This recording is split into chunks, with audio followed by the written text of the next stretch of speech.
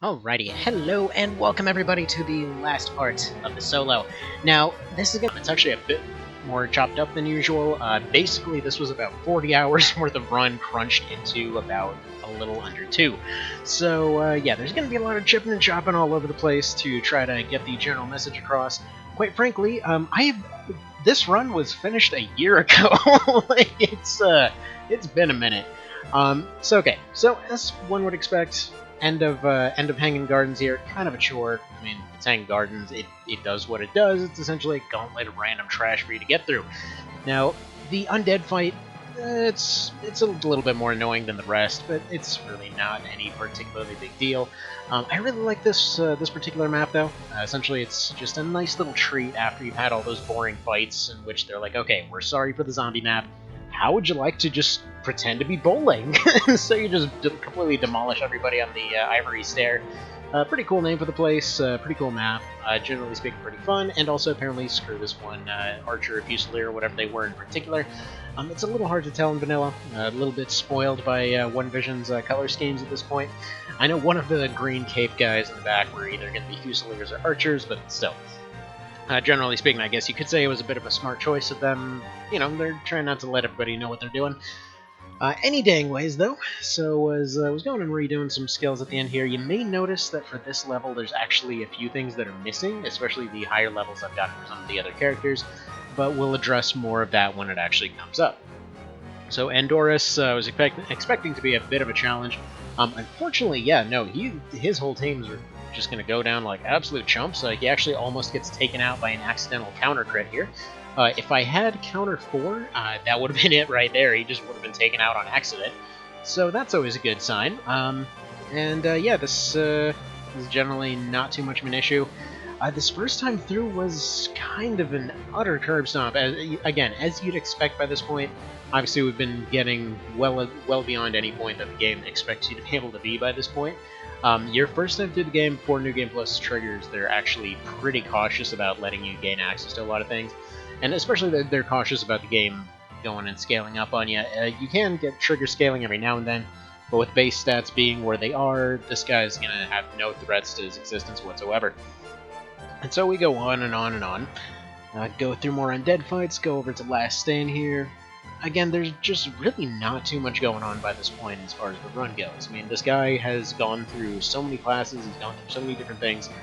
His base stats are, I believe, in the low 70s at this point, so the game expected you to be, maybe best case scenario, like low 40s, mid 40s, somewhere around there. Instead, he's over here just utterly demolishing everything. Scaling goes up pretty dramatically once you get past certain thresholds. And honestly, once you're getting past about the 10-point difference there with base stats, you're going to start seeing some pretty high scaling damage. And by this point, yeah, we're just insta-killing everything that we come across here, with a fairly out-of-date spear, for that matter. Now, fun little side note, if you happen to be wondering how spears work in this game, for some reason the Trident here, the Trident +1, is actually the best two-tile spear you can get up until the Cursed Spear. Basically, looking back on it now, I'm thinking the way that they did this, like originally I thought they were just being annoying, but the way that I look at it, counter with spears, especially in the end game, can scale to some pretty ridiculous degrees. Which, by the way, first loss to Martin and Barbas here. It turns out, yeah, petrification still as much of a massive pain in the neck as it always is, just getting completely clubbed to death there. Not a good time, so second time went in with a bit of a different strategy here to go and make sure to take out Martin first. Don't let Barbas actually get his Angel of Death off. Obviously, that's going to be a little bit of a problem, considering I don't have a way to be, to turn off petrification for the time being. That'll come a little bit later. But on the whole spear thing, endgame counter spears are actually really, really strong, especially like when you get a maxed out Curse Spear or something like that. Somebody comes and counterattacks, usually you end up hitting 2 of their team. It's a pretty solid trade there. So I'm thinking the reason that they actually went for the pike setups and things like that might actually have been for that exact reason. There's a lot of weird nerfs put on spears in this game, and I feel like that was one of them.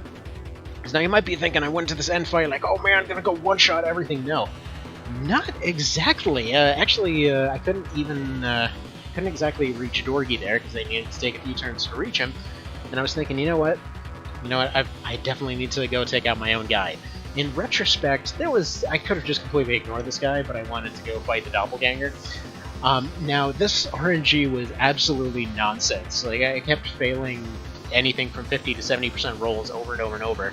Finally get the true strike there in order to make sure that I can at least hit the guy. It goes for a Spiral Scourge, ends up doing a pretty solid chunk there, but, you know, it's still gonna happen. Now, if you didn't know, when it comes to the doppelgangers, including Denim, you can actually knock them off the cliff here. So if you ever wanted an easy way to do a solo and deal with doppelgangers at the same time, there you go. So I'm hoping there won't be too many pauses in this particular audio recording, because every now and then there's a little bit of stutter on the video, and I can just tell it's going to be slightly off. So we'll see. Hopefully that won't be the case. But okay, so he's going to go for his drain health there. He thinks he's going to get away with this friggin' 1 damage. Yeah, what's that going to do? Yeah, drain health. It's kind of like well, frankly, in this version, it's basically like guillotine for the Pokemon games. Like, if you're above their level, it's going to completely dominate. If otherwise, if you don't need it, or if you're in a position that you actually do need it to work, there's very few situations where you'll actually be able to make use of it. So yeah, just went ahead and one-shotted him there. So, a little bit overpowered, just slightly. We've got a little bit of punch under the belt at this point. Now, you might be thinking, okay, this is the last time we're going to see this last boss. There's certainly no way we're going to be coming back here a second time due to a really stupid mistake I made earlier. Yeah, so about that, well, we'll cover that when we get to it. It says the end. It's not really the end. We are 6 minutes in. This is going to be, what is it, like an hour 52, something like that? We're in this for a little bit of a minute. So we get Concord King, Tragic King. We get to the very end and we get shot in the face. I don't know. Whenever it comes to multi-part runs, I always feel like that's the one to start with. You know, just go get shot in the face, and then you go back and get the real ending. I feel like that would be an excellent way to set up a were they dead the whole time kind of situation. But yeah, so away we go. We're going to be going back in time, doing a little bit more. Going back in time, going to rescue the sister there. Because we're going to need them on the team, obviously. And this certainly won't be relevant to another previous issue, but we basically need our full Valeria team, as it were. Not Valeria, our full Zenobian team. And so away we go. Off to the past to go save a Birdman. So now to go get our man parakeets and all that kind of thing. They might think, okay, this is way early in the game. This is the very first fight in the game. Surely this guy can't possibly give an issue of any possible variety, right? There's no possible way. That's dumb. That's dumb. Why would there be an issue?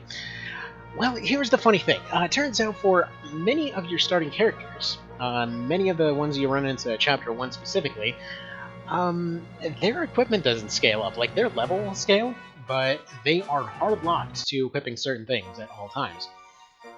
So yeah, kind of leads to some funky stuff. In this case, yeah, end up getting Canopa scaled off yet again, simply because, yeah, there's no possible way to go save him without using something like Paradigm Shift. And I don't actually, well, you can't use Paradigm Shift on yourself, so it's a little bit of an odd time there. So he's going to go get himself taken out, but this time around, yeah, we've got Canopus here at a reasonable lower level that'll actually let him make use of his gear. Now, fun note, there's a kind of unusual thing that happens when you go back in New Game Plus, in which case everything properly scales up. Like, nothing's hard-locked to any particular things, with exception to your friendly characters. Again, just kind of an odd time there, but just everything's a bit more free. And this is a mode that I've mentioned over and over again that I wish Rakes could just make a mod for, that just turned this on at the very start of the game. It feels very nice. It is obviously a little bit weird when your friendly characters, can't get upgraded gear. But personally, I always felt like this is the way that it was meant to be played, and then somebody was like, oh crap, this is gonna kick everybody in the nuts. We're not gonna allow this. Anyway, so we get our birdie. He's on the team up here with his stats in the 40s, you overpowered bastard. Alright, anyway, so, next, we need our next character here. So we're gonna go over to Barnesia, we're gonna go get our sister back. Totally not gonna screw this up in any way, shape, or form. Clearly you just need to go back the first time, and that's perfectly fine, don't worry about it, it's great. Yep, it's fine. You just go back, you get your dudes, you fight all the bosses, you nuke all the Barbuses. There's actually another attempt on Barbus here that I don't remember what I ended up doing with it. I think I ended up just doing it off screen or something like that, but I was kind of curious. Or no, it ended up getting corrupted, that's what it was. So a bunch of Barbus stuff happens. I think I actually worked it into that pile of random Barbus situations that just kind of flickered onto the screen there. Screw it, I've redone this so many times I don't even care. Anyway, so yeah, I just went back and took Barbus' own gun and shot him with it. But okay, so we go back, we save Kashua, and as per usual, we gotta get it wrong the first time. Because, yeah, you know, that's never a problem. Anyways, well, actually no, we get it wrong the next time, don't we? So we got Kashua saved with the old AB, and away we go. Away we go.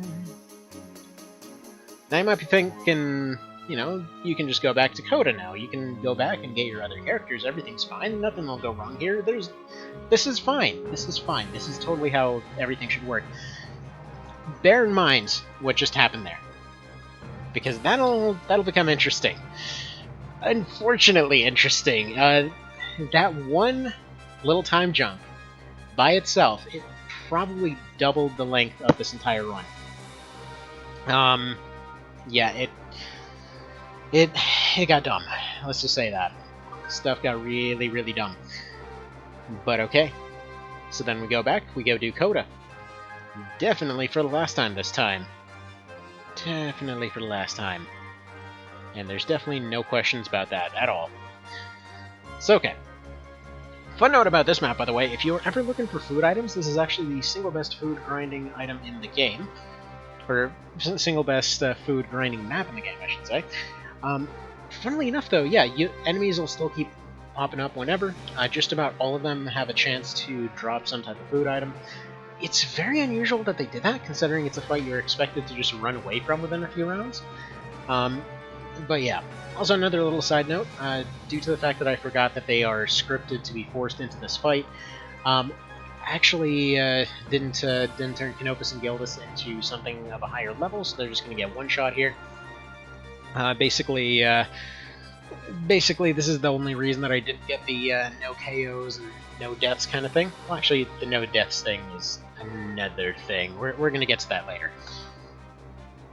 So yeah, Coda Omish is going to be the main reason that there was the no KO title, but I thought it was the cursed weapon system for a little while, but it turns out it wasn't. So, moving on here, more graveyard and that kind of thing. So we got Nighttime Graveyard going on next. A little bit of a challenging map sometimes, just because of the upgraded octopi and things like that.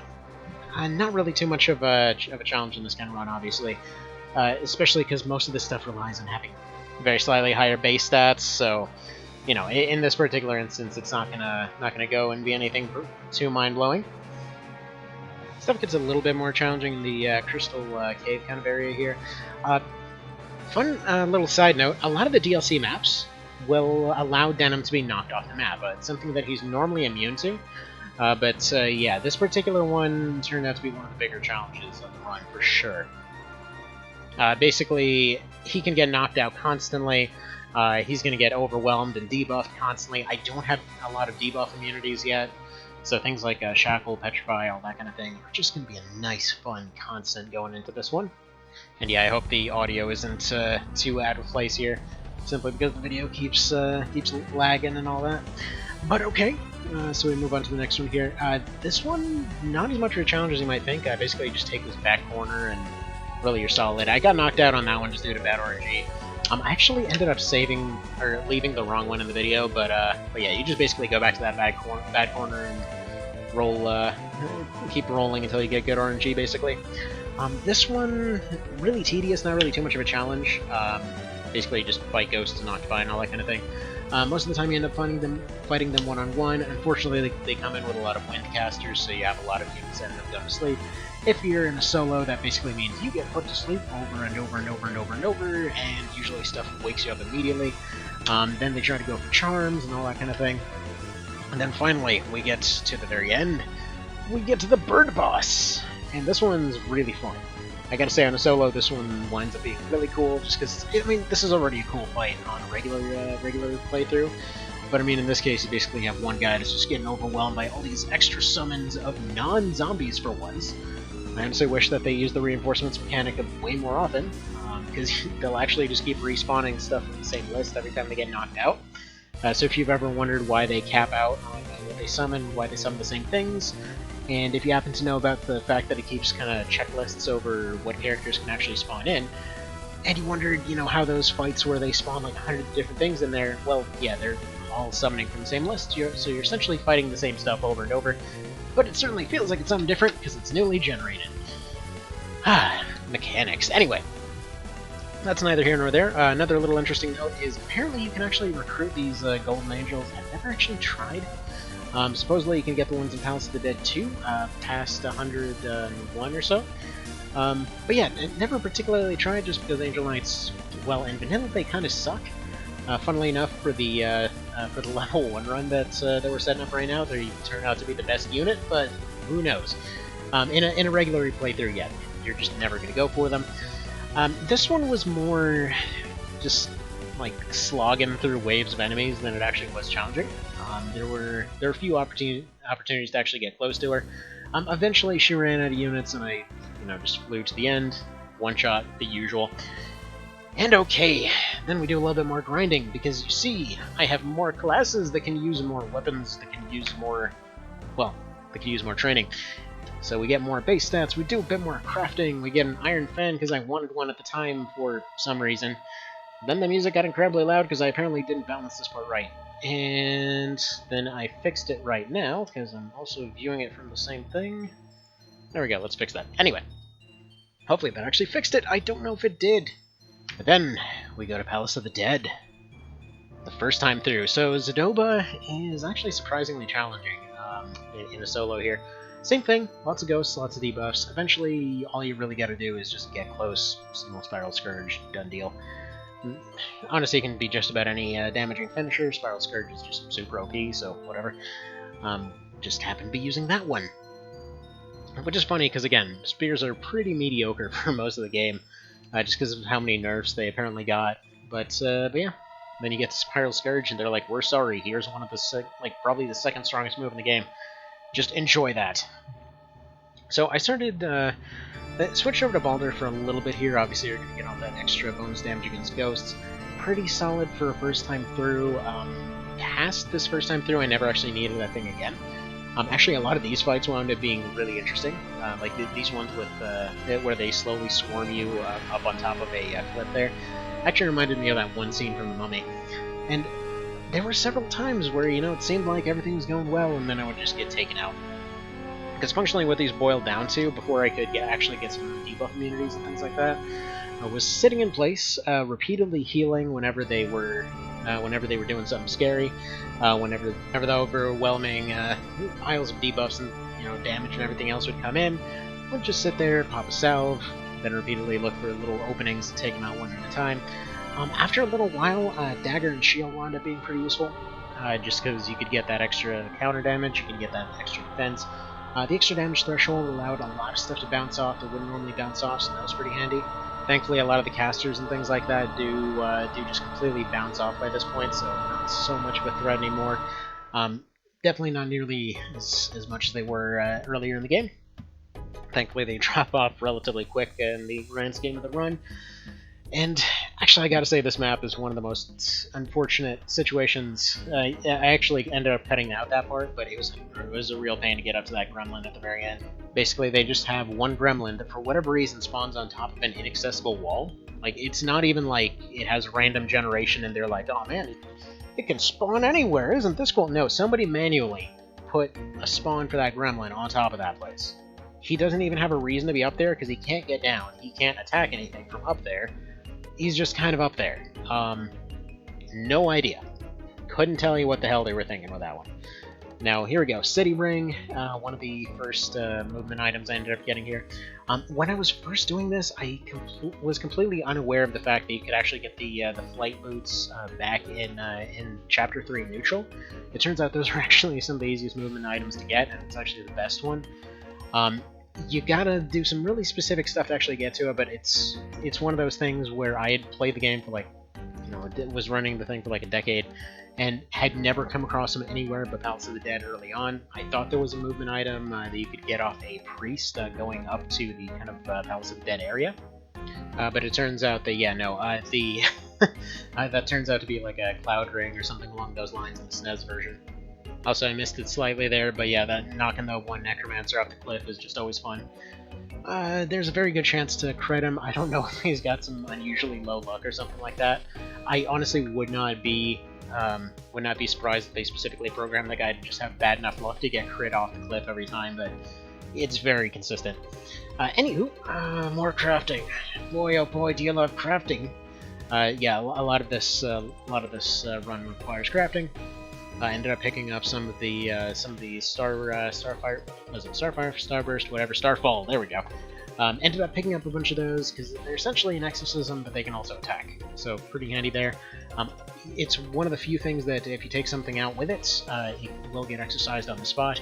Unfortunately, with the Divine Orbs, you can take stuff out with them, and you can exercise with them, but it won't do both at the same time.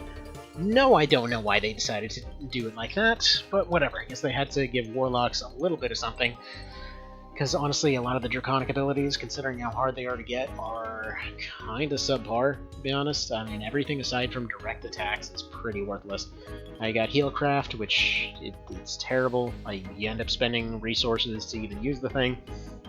It ends up giving you a less than 5% boost to an essentially locked kind of damage. You're essentially getting 5 extra healing. I say damage, but I mean just in terms of, I guess figure would have been the better thing to use there. This is, by the way, sped up and only about, I don't know, 5% of the actual crafting done. I just wanted to leave this particular in to show you how ridiculous it is to actually make salves, because you essentially need to take your +1s, make them into a bunch of +3 seeds to go make them into a bunch of, I think it was like +2 smaller salves, and then from there you can combine those with a bunch of other things to turn them into mending salves.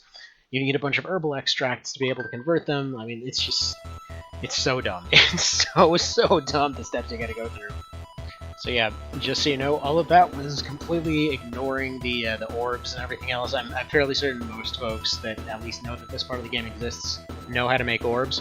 Alright, so this Rune Fencer right here, second most important character of the run. Basically, she's gonna be the one that drops the city boots. The ring I ended up using in some cases, but these boots, man, these boots completely changed the run going from here on out. Like, always fight this lady.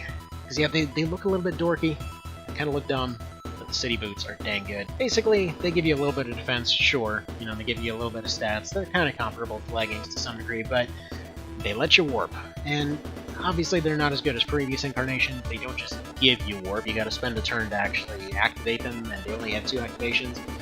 And yes, technically speaking, you had Wheel of Fortune cards up to this point, and yes, technically speaking, considering how often I ended up using it, I could have just used all the Wheel of Fortune cards I picked up and just used a better item in that slot. And honestly, the more I think about it, the less I realize why they're even in the game, because clearly they hated these shoes, but dang it, I wanted to use them, so whatever, we use them. I wanted to use spears, I wanted to use the warping boots. It's just, you know, I just wanted to completely Knight of Lotus this, okay? I wanted to have my fun with it, so... Alright, yeah, now this ghost has the right idea. Misery pretty accurately describes this portion of Palace of the Dead. Screw this map.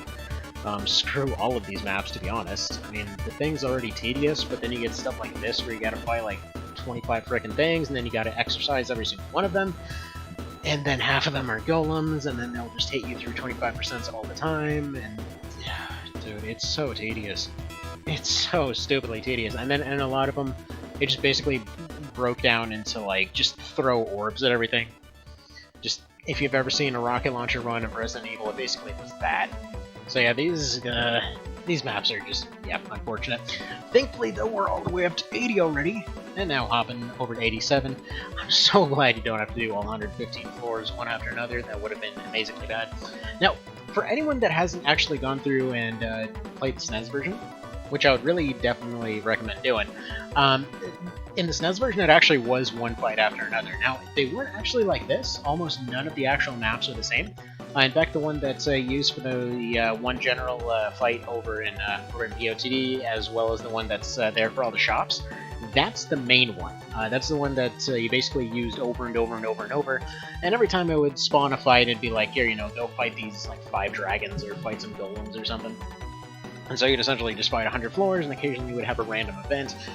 Like, for example, where Rodrick would show up and he'd be like, oh man, would you like to learn this sweet finisher? And then you'd teach it to somebody, or, you know, it'll have a little bit of a rest point or something like that.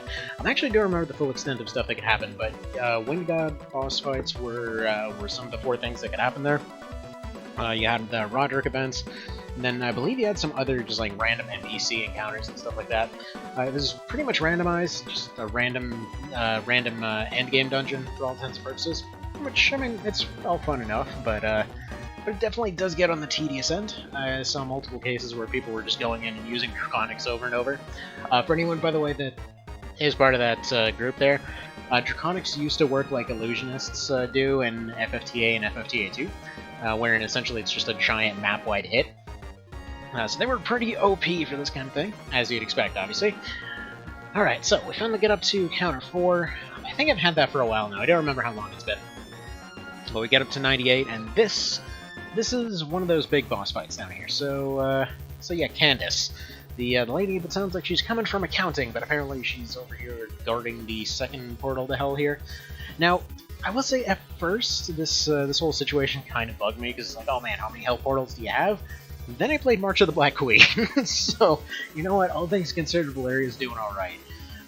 Anyone who hasn't played MOTBQ, definitely go play it. It's pretty freaking awesome. But yeah, no, on a normal playthrough, you probably won't even find one of the Hell Gates.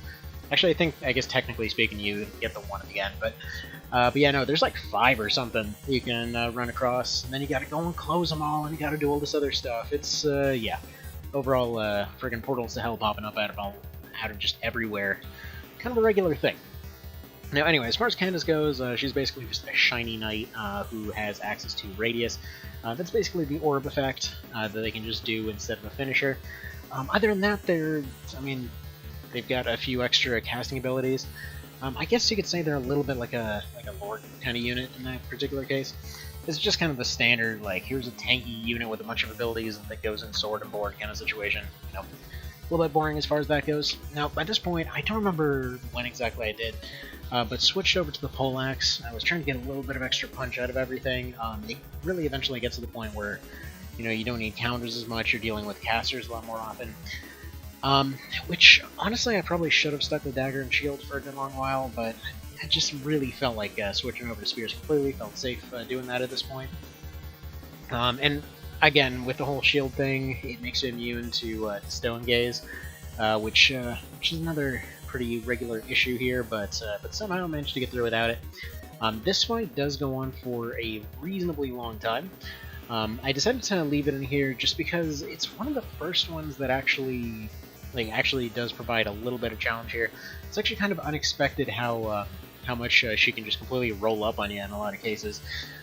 Because actually, I feel like this was specifically set up this way, that you get lulled into a false sense of security as all these weak units in the front come get you, and then she slowly, like, if you look at her movement, she's basically going to have almost exactly enough to get a finisher.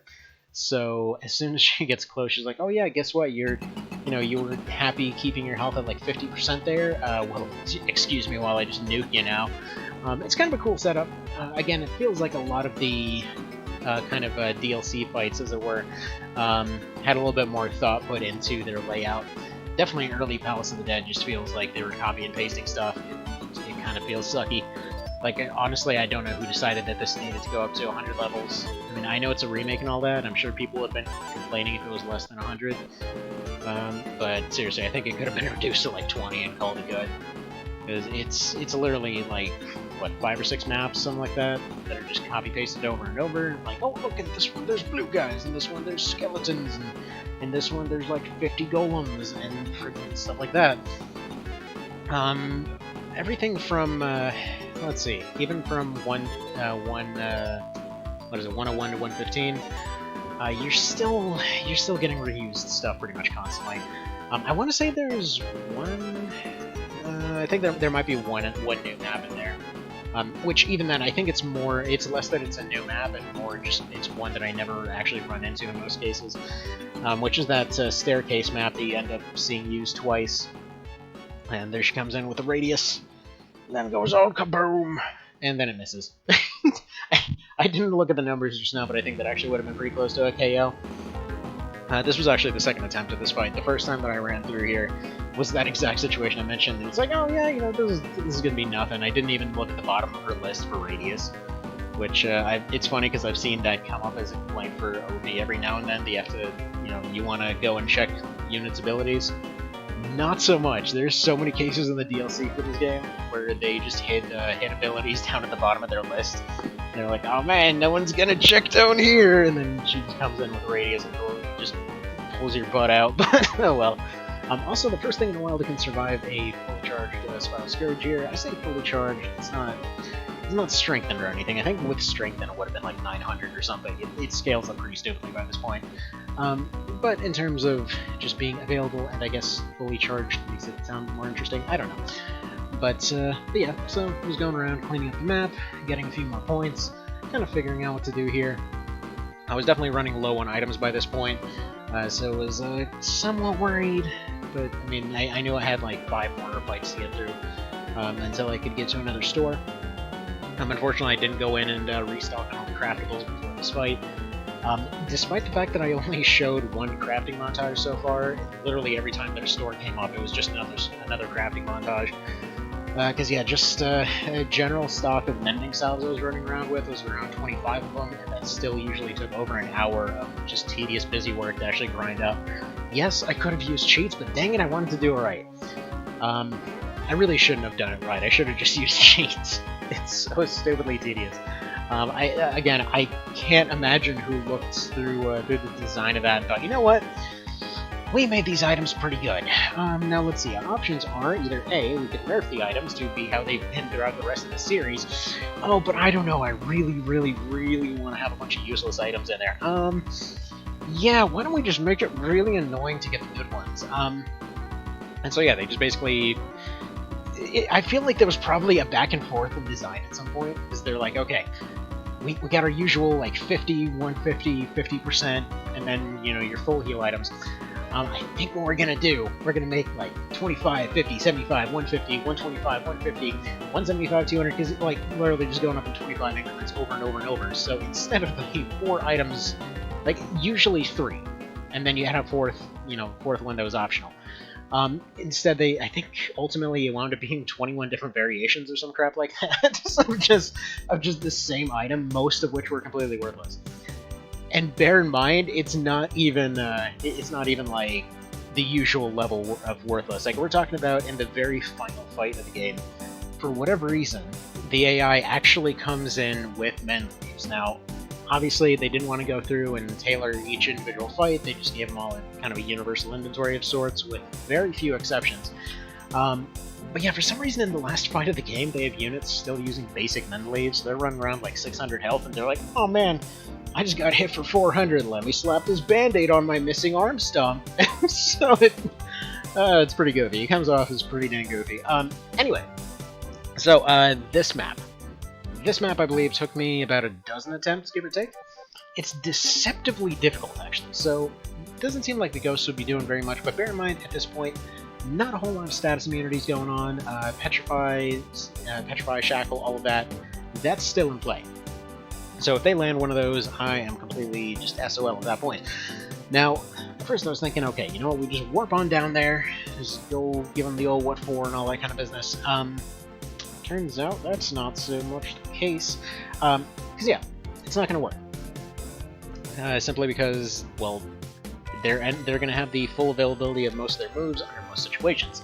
So later on I was thinking, okay, you know what, we'll get to nearby those swamp tiles, we'll abuse the poison from those a little bit, kind of like we did for the solo run for One Division.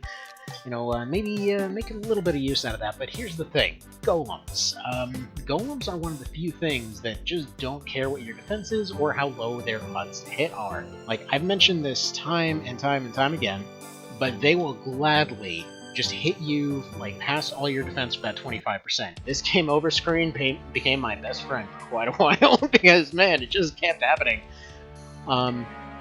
yeah, so functionally what it came down to here was just trying to skirt around the map over and over, like hopping down to the very bottom, hopping up to the top, basically poking away at everything, trying to stay alive, and then just essentially getting scourges and then exorcisms off on all the golems. Ultimately, one of the spawns that came in had one less golem than usual, and on top of that, they had some pretty good luck about him deciding to take some pretty stupid moves, as well as getting some lucky dodges. So I ended up taking that out. And again, it's just part of that weird endgame balance, because debuffers, like especially units with high debuff accuracy, tend to be very, very strong, while like straight up casters cannot do damage whatsoever. It doesn't matter how good they are. Even the bosses do literally nothing. I mean, pretty much the entirety of Coda 4 just consisted of all the strongest casters in the game flanking, doing 1 damage. Meanwhile, golems are over here throwing out 100 pluses like nobody's business. Again, constantly hitting past 25%. I don't know why they're so accurate, despite the fact that they've got literally the lowest accuracy you can have. But yeah, they will just smack down health constantly. And I guess part of it is just they throw out so many attacks that they just keep going and going and going and going and going. And there's just really not much stopping for them, so... Alright, so decided to leave in the second part of this fight here, just because it's, you know, it took a little bit of a while to get to this one. Like, even in this case, there's still the possibility of getting petrified at any point, at which point that's just kind of it at that point.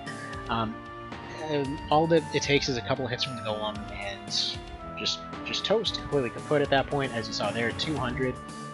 This is before they're even getting empowered. They're constantly getting powered up, you know, throwing out even stronger moves than that. It's very unusual that the golem, of all things, is one of the strongest units. I mean, typically throughout the series, they've been there as a wall. They've never really been there as the extreme hitter kind of unit. They're literally just there as the more or less the shield of the warlock units, and always have been, or the doll masters as they were called in some cases. But yeah, for whatever reason, for this one they decided not only do they completely lose their weakness to casters, which honestly, from a world building perspective, I always thought kind of made sense. You know, it was magical stuff that made them, it's magical stuff that breaks them. Kind of a cool little thing there. Instead, they're just they went for more of a physical approach for this one. So yeah, when it kind of came to magic-y type of stuff, there, they will, you know, they'll be pretty nutso. Now, one thing I didn't think of at this time is that there's a store coming up. I actually have that cursed spear in the inventory. I don't remember if I actually left that in here, but yeah, I picked up the cursed spear on this trip through House of the Dead. Again, I wasn't really planning to have used it because I figured it's adding another unit to the team. It's not fair. I have to deploy a second unit once. So yeah, it would break the rules of the run. But I was really curious to see if the worst possible version was actually still usable. Because for anyone that's ever tried them, if you try to use a generic unit right out of the store, you'd usually do 1 damage with the thing. Like, Cursed Weapons did this weird thing where, functionally speaking, every part of it was just the unit that got turned into it, about 50%. Basically, they were about 55% of that unit, give or take. So yeah, when you had a guy that was coming out of the store, you know, they're coming in with a weapon that's functionally going to have like 20 attack on it. I mean, by that point, you're using a start-of-the-game weapon, you're not really going to be doing much damage with it, it's pretty much unable to get past defenses in the endgame. So a lot of folks just immediately wrote them off, because the original Snapdragons, like, if you used just about anything on them, I mean, you could just go get some just random fairy or some crap out of the store and turn them into a Snapdragon, and suddenly it's like, oh crap, this character is just a god now. Yeah, not so much anymore. Not so much. I mean, honestly, it's one of those things where, on the one hand, it's technically a better balanced approach to it. Like, it should be something where they, you know, if they put a bad unit into it, it becomes a bad weapon. I like that aspect, and granted, you could get them in unlimited numbers, technically. Like, you could just toss away the one that sucked and make a good one. I mean, you could only have 1 at a time, but still, that was 1 of each type. So you still had like 12 of them, you could still deploy an entire party of Snapdragons. It was still pretty nuts. Like, especially the fact that you could use base stat cheesing to essentially make a bunch of super weapons. It was still pretty dang broken. But I don't know. I think I really strongly prefer the original though, or the original idea of it. Like, I think Knight of Lotus probably did the best, but again, I'm very biased towards Knight of Lotus. I freaking love that game. Yes, it does have problems, and I know that, but there's so many design elements of it that I just adore. But finally, we're past Snake Stairs. Just decided to leave this in here as a little bit of an extra talking moment, because there are some Palace of the Dead mechanics to cover here. I didn't leave a lot of Palace of the Dead in because, like I said, it's just so boring. It's such a boring bonus dungeon. I hate that you have to go through it for Coda. One of the things that I'm really hoping for is that in all the data mining and whatever else for this game, some way ends up being developed to actually allow you to use all the shortcut books without breaking anything. Because if you didn't know, the reason that you can't use the shortcut books is for those cutscenes, which we'll end up seeing one of pretty soon here. Actually, no, we're not going to see the cutscenes just yet. Now we're going to see them in a little bit here, though. But yeah, if the cutscenes weren't there, essentially we would be able to skip through all of Palace of the Dead and go straight to floor 75, and it wouldn't be a problem, and be all fine and dandy, and it would actually be a useful mechanic. So close, but unfortunately there's several different instances where you basically end up getting locked into doing the same thing over and over again for the sake of like 2 or 3, few second long cutscenes. It's pretty frustrating, not gonna lie. Now, this map again. Did I mention that this map is terrible? Because this map sucks. It really sucks. Like, it's just tedious, and yeah. Ultimately, it's the same old thing. Drag everybody over to the side, eventually exercise them, get a million cards that I honestly should be going and picking up at this point. It kind of frustrated me going back and watching through this multiple times, because this recording did take...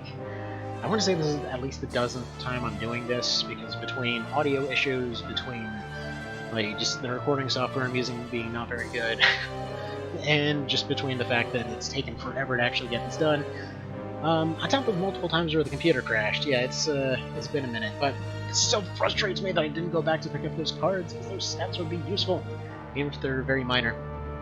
And yeah, I was starting to get worried by this point. If you're wondering why I've switched over to just melee and an exorcism, why I'm not using as many of the orbs, I've only got 4 at this point. It's not going to be enough to accomplish very much. But I believe this is when the store opened up, yes. So, a nice, happy store. Now we have our next crafting montage. Do you want to return to the world map? God, no. It should ask you 3 times by this point. Like, are you sure? Because that would be a stupid idea. Clearly, you're only here to go to floor 115. Are you really sure? I mean, there's a store right here. What are you going to accomplish on the world map that you can't do right here? You've probably got infinite money by now. And probably piss off some folks there by getting rid of all those weapons that are really hard to get on a normal run. But we're just going to throw them away like trash. Because functionally for this run they are, again, crossbows and bows and all that were banned, because they are stupidly OP. Probably using a crossbow for the purposes of this run would completely just snap it in half. I'm fairly certain, like, based off even the level 1 run testing that I've done, a crossbow finisher used properly can still finish off the end boss at level 1. That's saying nothing over, this whole situation. But either way, we're gonna go get rid of a bunch of those things. I'm thinking back, I don't know why I made that Radiance robe. For some reason I thought it would come in handy, and it never actually did. It's just one of those things where I can't really justify using a robe in the armor slot, considering just how much punishment he needs to be able to take. Yes, a lot of stuff, like the real threats are the stuff that gets past his armor, which is not very much at this point. And bear in mind, we're not even close to maxed out yet. It's actually over the course of these next few floors that stuff finally becomes maxed out. And it's kind of tragic looking back on it now, just exactly what happened. Because I had all this stuff set up to go set up a holy character, and then just wound up going for a dark spear build. But yeah, for those that didn't know, the Lord is not able to equip anything dark affinity. Partially for character reasons, and partially for the fact that I forget what exactly he has access to. But basically, if you didn't know, they're never allowed to get past rank 12 in anything, or else the game breaks. It's either 12 or 13. Like, the game breaks and basically reverts it to 0 or something like that. But basically, yeah, he had too many dark affinity items, I guess, and or he had the dark choker or something, but it prevents him from equipping anything that gives augment dark. It doesn't lock out all dark lined things, weirdly enough. He just can't really make proper use of all dark.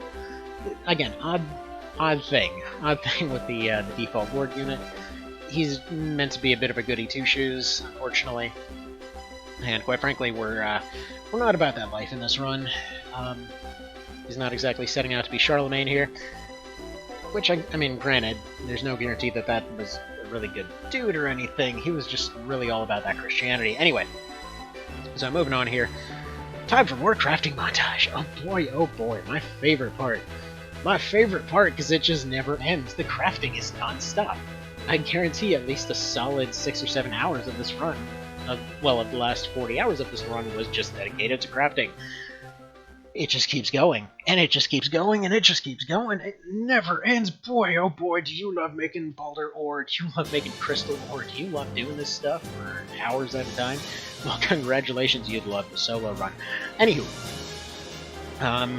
moving on here. I love this fight in particular, just because after all that BS in the last few fights, they're like, okay, have a blue person fight. Blue man group fights are my favorite in Palace of the Dead because it means you can just have a straight up fight. You don't have to worry about all this exorcism BS, you don't have to worry about all the other nonsense. Just a good old fight, just have a brawl. You know, they have decoy, that's somewhat annoying, but oh well, they don't need exorcism. I feel like the exorcism mechanic was handled so much better in the ogre battle side of things. Hell, even in Night of Lotus, it was handled better.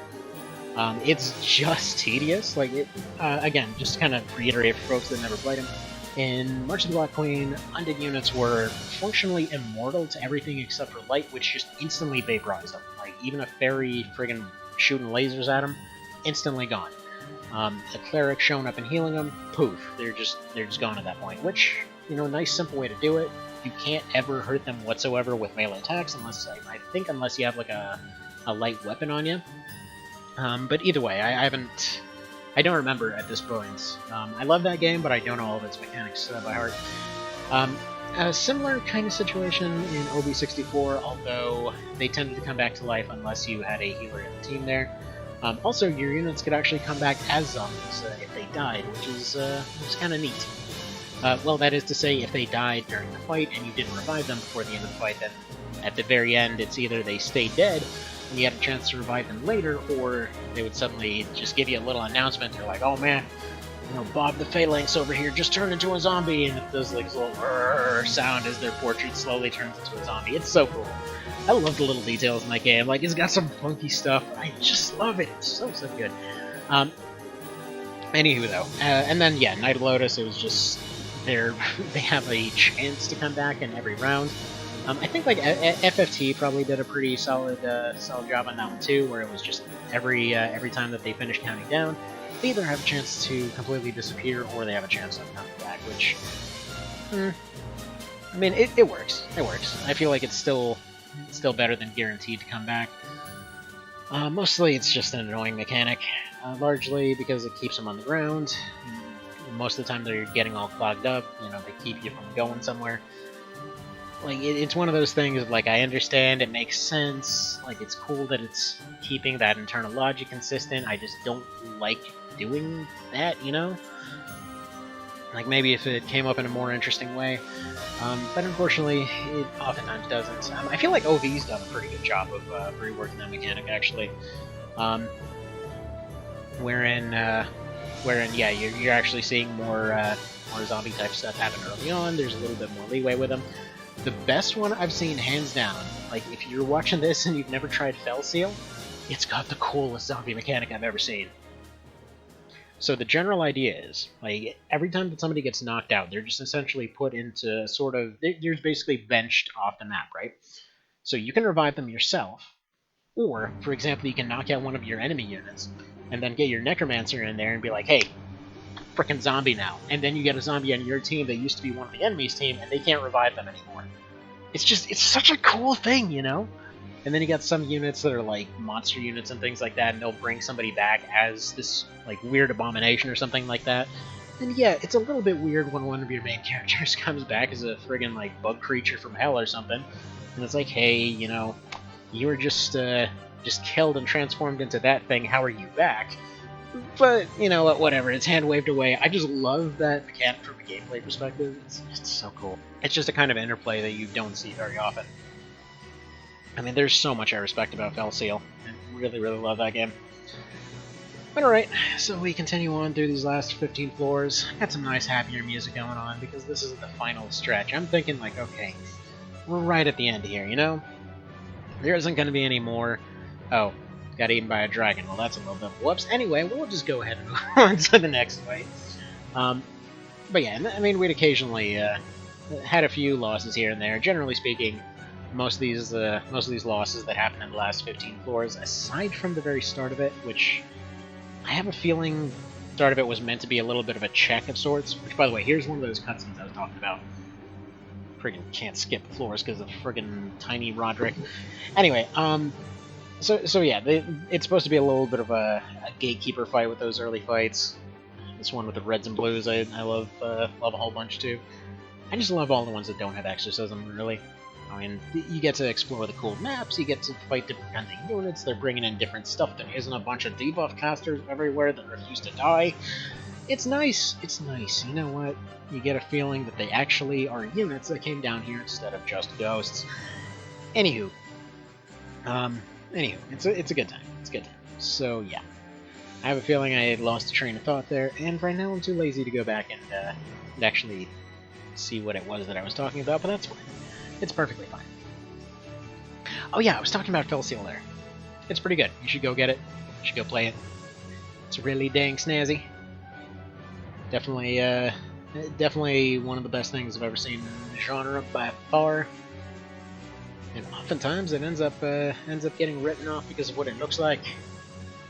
Don't let it be the thing that makes you miss it. It's so good. But alright.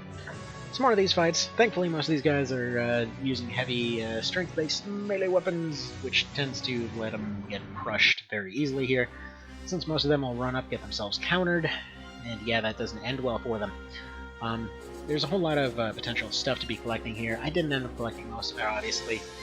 By this point, there's very little that I want to pick up for the run. There's only about 2 or 3 drops left over the course of this entire thing that I actually want to pick up. Over here, I just kind of wanted to test if Dragon Slayer by any chance did anything against the Red Lizard guys. Turns out, no, they don't. The more you know. You know what? You get to test out some weird stuff by this point in the game. Let's put it that way. So his evade goes away, and yeah, I feel like evade's one of those skills that feels like it'll be a massive problem. You know, it'll be the most annoying thing you can run into. And then you run into Palace of the Dead. Like, I remember early on, I used to absolutely hate evade. Every time I would see it, it would just piss me off to no end. It's like, oh, you're just making me waste an attack. This is pointless. And then, yeah, no, not so much. Definitely a little more pointless than the dang ghosts. Alright, and next we have kind of half-bridge map here, with more blue guys. Always get to see the blue guys. Thank you, DLC people, for putting more blue guys in. I appreciate it. Blue Man Group teams just make everything all nice and dandy. Essentially mean that you're not wasting a crap load of time. Feels so good. And I know, it feels like I'm beating a dead horse on that one. But it's okay, because as long as I don't have to exercise the dead horse, it's just fine. So, funnily enough, there's quite a lot of things you can actually get on the DLC floors. Like, I feel like if you're gonna be doing a lot of grinding for crazy weapons and things like that, usually it doesn't even make sense to do the previous floors if you can make it to the DLC floors. Like, if you're going for Fuso builds and stuff like that, you've got stuff on, I believe it's like floor 75 or something, because you have the best gun and the cursed gun on literally the same battle for some reason. Not sure who decided that. Or you can skip that and you can just go get the best one in the game just down here. You got the best pistol and the best rifle in the last 15 floors, as well as far as I'm concerned, the best spear, or at least the best readily available spear.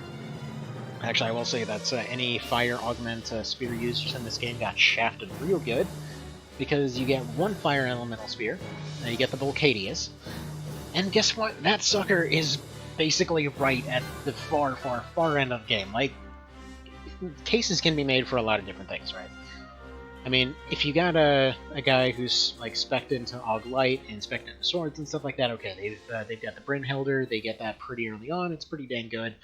They don't really need the Ambition. I mean, it's pretty comparable. The Ambition just basically becomes a trophy. Meanwhile, look at the Volcadius. It's basically a standard elemental weapon all the rest of the series, except for this one. In this one, you can't actually kill the guy that holds it. Like, there's only one in the game. You can't kill the guy that holds it up until Coda 4. The very final fight of Coda 4 is the only time you can actually kill Balzaphon for the thing. Not to mention, they decided that the crafting recipe to go and make the improved version of it, that they decided that needs a really, really, really high chance to fail.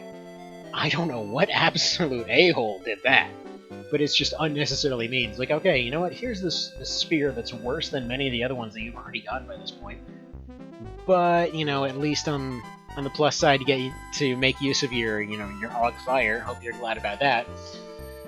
But yeah, to make the better version, you're just gonna have to do that whole saving and reloading things a few times. How's that sound for you? That sound good? Oh, and yeah, he's gonna have a really low chance of dropping it, so there's that. I don't know, I just feel like there was somebody really vindictive against spear users with that Volcadius. Because you might say, like, oh, you know, what if it's a level thing, why don't you go back and just fight him in some other version, right? Not so much, because here's the thing. In order to get a drop, like, technically speaking, I believe he's actually coded to drop the Volcadius if he ever were to appear, but the thing is, he cannot die except for Coda 4. He is scripted to always run away. It doesn't matter what route you're on, it doesn't matter what level group you're on, he will. He will always escape. So yeah, that's always fun. Can't get the dang Volcadius. I mean, you could get that thing, I kid you not, less than an hour into Night of Lotus. I believe you just had to get a Fire Dragon and, I think, bring it to Heim or somewhere. And by the way, there we go, Dark Spear. Dark Spear. The best spear in the game as far as I'm concerned. Because it makes you fear-proof. Because normally, anything else with fear-proof, it's not worth keeping around. But yeah, that particular one, I mean, it's on your weapon. You're not getting rid of your immunity slot. You're not getting rid of. You don't have to, go and combine anything else. Nope, you just got fear-proof on your weapon. You might say that's not very much, but a lot of things give you the fear status in the end game, and it's just yeah, a lot of those things unfortunately also come with a 100% chance to hit. So any Terror Knights whatsoever, 100% chance to hit, which means 100% chance to hit with fear. On top of that, getting Aug Dark, which essentially causes it to boost its own damage. Causes a drop in luck, but that's fine. Increases stats, which doesn't matter too much by this point. It's just a good time. It's just a real good time. Unfortunately, it is another long spear, like they all are, with the exception to the Cursed Spear, but whatever. You might notice don't have access to Spear 4 by this point. That's always nice. Or not Spear 4, but Strength 4. So, bit of a whoops there. As far as what kind of damage we're throwing out by this point, it's improved. It's a little bit better. We're going up from doing hundreds to 300s. Gonna be doing pretty darn solid. I didn't realize by this point that I still had counter on there. But yeah, this fight was just kind of experiment to see what kind of damage I could get with this thing, which is pretty darn snazzy. And away we go to even deeper floors. Then there's 114. So 114, I like this fight, but man oh man, I don't like showing it.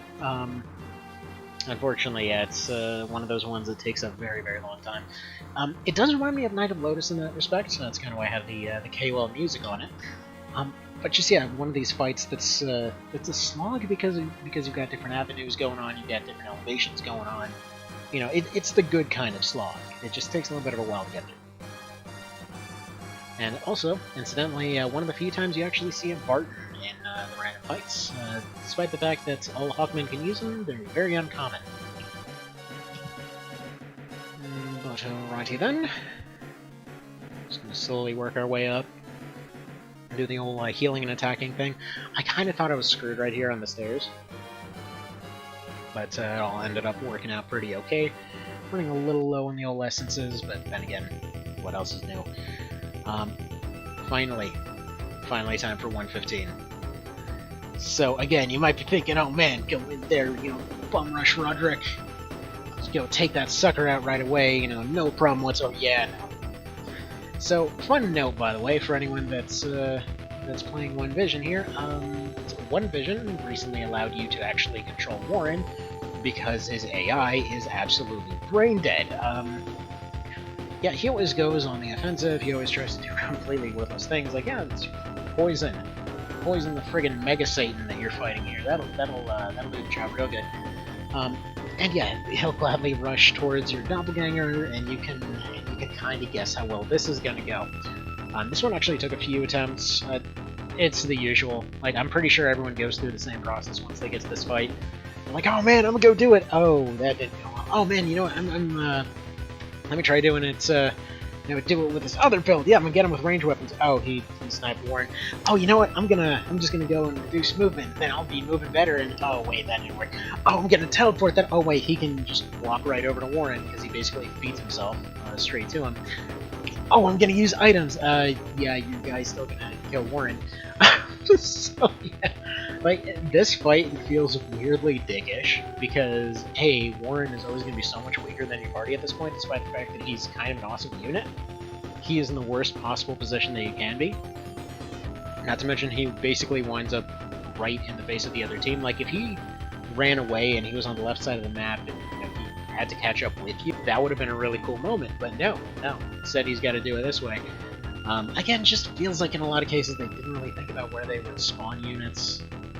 Like, I feel like their map placement was backwards in some cases, or they just were looking at completely different maps and then just figured, screw it, it'll work. Who knows? But yeah, such is life. So then I figured, okay, we're just gonna do this completely without any stats here. We'll figure it out, and that's the way to do it. Ultimately, just used a bunch of scrolls. He doesn't have a weakness to light. We just have nearly maxed out intelligence, so we're going to be hitting pretty hard with tier 3s. Now we get those palace guides. Those will never come in handy, which is really, really annoying considering that, well, this is totally the last time that we'll be there. Anyway, so who's ready for some heartbreak? So we got, alright, so we got Warren. Okay, you need him to progress on to Coda 3. Cool. Alright, so let's go ahead and do a little bit of the old training thing. Let's, get ready, get those supplies. I was looking pretty good for now. Boy, oh boy, this is actually really desynced looking at it now. Oh crap, we'll fix that later. Anyway, okay, so we're actually gonna go pick up one of these skills here that I haven't picked up to this point. Meant to do it earlier, but whatever. Figured one of these two fights will work. Take a nice little chill saunter. Go take a couple levels, because I was actually only 3 levels away from getting the skill that I needed, since the earliest character that can get access to Strength 4 is going to be the Berserker, and they're going to get it at 37. So I figured, a couple quick fights, we level up pretty quick, no real issues there. Just quickly run through the wildlife, smack aside absolutely everything.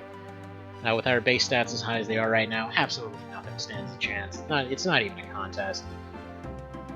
I mean, we are talking complete and utter crushage here! I can't speak normally, apparently. As you can see, they got absolutely nothing. They're gonna have maybe 4 skills at most.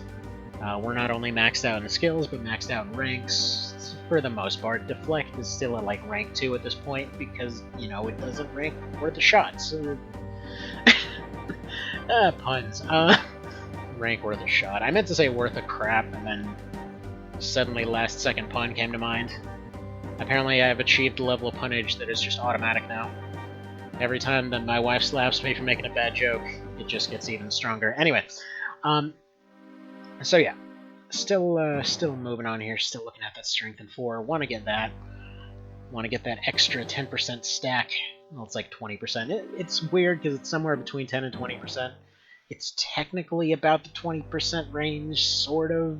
It's weird. It's weird times. Fun note, by the way, if you didn't know, for whatever reason, Sanguine Assault apparently had a bug in the original, or they made a mistake or something, where for whatever bizarre reason it actually attaches itself to weapon attack instead of strength. So it's just boosting your attack power ridiculously. So that's always fun. Also need to make a little personal note to go back and maybe lower the volume of this particular part. Holy crap, that hurts my ears. But yeah, away we go. Get that strength in 4, and then become a dragoon. Because of course we do. Why would we not become a dragoon? Become the premier spear unit. So yeah, dragoon is normally not very good, but again, it's one of the very few units that can actually properly use a spear. And at this point, I decided to go create Peppa Pike. Just hired a random volunteer from the store. Asked her, would you like to become a stick? And she was like, oh man, yes please, I want to be a stick. So we made her into a stick. I actually did a little bit of a stupid thing here. Well, I guess not really stupid as much as I wanted to test what would happen. See, originally I was thinking, like, let's see what happens if I make it go for Og Dark, which Terror Knight, I believe, is locked in to always give you Og Dark. In terms of your actual weapon stats. If you didn't know, it actually rolls a random selection of damage types, as well as damage affinities, and elemental affinities, and things like that. Racial affinities. There's actually very little you can do to properly skew it in any particular way, and usually rune fencers are going to be your way to do that. But I figured, you know what? I need to make this the worst one possible if it can't be the one that I want. So we're just going to go ahead and slap whatever equipment they can use. And if you didn't know, the weight of your equipment is actually added to the RT of the weapon. So if you equip them completely naked, and or if you just give them the cursed weapon and then you give them, like, let's say the fire crest, which actually lowers weight, you'll essentially have a weightless weapon. Which doesn't seem like very much, but it is a massive benefit towards this point of the game. Essentially, if you combine the Fire Crest with a weightless cursed weapon, you're just basically warping around at that point. So yeah, it becomes pretty stupid, especially when you consider the fact that it can essentially get the highest attack skill in the game. So absolutely optimal for this run would have essentially been to go get a Fire Crest, create a completely maxed out unit of some kind or other here. Give them the full 255 attack power, which, for reference, this super weapon that I'm using right now is like 130. So give it that, make sure that it scales with Dark, which it actually scales with the thing instead of giving you a flat amount on top of it. So basically, it scales with it. It's technically that affinity, so it scales on top of it, and then it basically has more than double attack power anyway. On top of going and boosting all the rest of your stats and whatever else. So in theory, if you did that with a human affinity, for example, it would be disgustingly strong. And yeah, if you go out of your way to test it out, you can do some crazy stuff with it. But as you can see, it's like the thing is barely better than a Trident. And even then, like a base unit out of the store, 40 attack is just nothing. It's nothing really to write home about. I believe that's about the equivalent of Balder, somewhere about, something like that. It just winds up coming out a little bit above the Trident because of the stat boosts, but still, like, it's kind of meh. But the funny part is, because of the way that they scale and everything else, they do pierce through all obstacles. So, for example, you can, even with the worst one of them, you can just slap down a tree. It's funny like that. But now, by this point, I've realized that I've made a mistake earlier. Because you remember that moment earlier where we went back and got Kashua? You know how I was looking at the warrant report earlier and it was like, hey, where's that Coda 3? I could use that. Well, we'll notice a little fun thing in just a moment here. This time around, I believe I was actually going back to get more Lord marks. But yeah, so went through, crushed it all again, as you do. These guys are absolutely nothing by this point. They don't even kind of stand a chance. It's literally just one orb on Barbas by now. It's like, here we go, just chuck this grenade. I've got no time for this fight. And then we warp straight into the lands fight, pretty much same deal there. Like, orbs, I believe, scale off of all of your stats at the same time, so yeah, pretty hilariously OP by now. Funnily enough, warp doesn't actually give you full vertical tolerance. Oh, and by the way, the only reason that this orb wasn't taking out lands as much over there is I believe he's got Og Light of like 4 or so. He's got like somewhere between 4 to 6 there. So that'll give him about 20 to 30% resistance, which again is kind of scaling everything down. It's really more than 20 or 30 in reality there. Mostly because it ends up scaling off some different times. I don't know how to even accurately describe that. It's not. It winds up being sharper than that. So like, what should be 20 or 30%, it winds up being closer to like 150 damage that it's taking off there. But again, it's just the weird way scaling works in this. So okay, I went through. We got more marks. Can go be a Dragoon or go be a Lord unit now. Gonna go get that ranked up. Now scratch that. It actually looks like we're doing a little bit more crafting real quick. So, hope you like crystals. Funny part is, this is actually the completely sped up version. Yeah, I don't know, this took forever as it always does. It's just one of those things, you know? But, we needed those crystals to do some San Bronsa. Interestingly, one of the few places that bothers to make fountains made of mud. Who knows why. I really love San Bronsa. Like, some of the challenges in it are a little odd, but as far as map design, as far as fights and everything else, I love SP. It is one of the places that can completely screw you in the normal game, though. Like, if you don't know how the game works, this place will completely just bend you over. Which, not even just that. Like, you can... It's unfortunately one of those few moments where you can get through the entire thing and, like, struggle your way to the very end. And then you get to San Bronsa proper, and then they scale it up by 10 levels, and it doesn't matter how creative you get, you're just screwed by that point. There's nothing you can do, because there will be enemies that you physically cannot hurt until you get more base stats. Now, fun little note, by the way, this was mentioned for Palace of the Dead earlier, but this place continues the trend of everything having reflect damage, so that's always fun. Now, I say everything, mostly fairies. Like, basically anything that's super squishy, anything that's a healer, a fairy, whatever else. Lots of units that look exactly the same and tend to come in with reflect damage. Yes, it's a neat little trick if you think about it, but it does get a little annoying sometimes. It doesn't really wear on you that much, but it's just one of those end game kind of things. And actually, one of those times that I've seen come up. Once again, referencing One Vision and things like that, and it's always been a thing. Like end game. I mean, in OV it's more towards the mid game. In vanilla it's more like, hey, hopefully you like reflect damage on everything towards the very end there. So, anyway, it's all right though. It's fine. It's just fine, let's not think about it. Another part where I'm gonna have to go back and change that volume. Dang it. Why is that so loud? But once again, it's fine. We'll go back, we'll deal with it, and change that volume. So I started using Gloom Orbs by this point, just to kind of see if they scaled up with Dark. Fun note, shots don't scale up with Dark, but orbs do, so that's a fun little note there.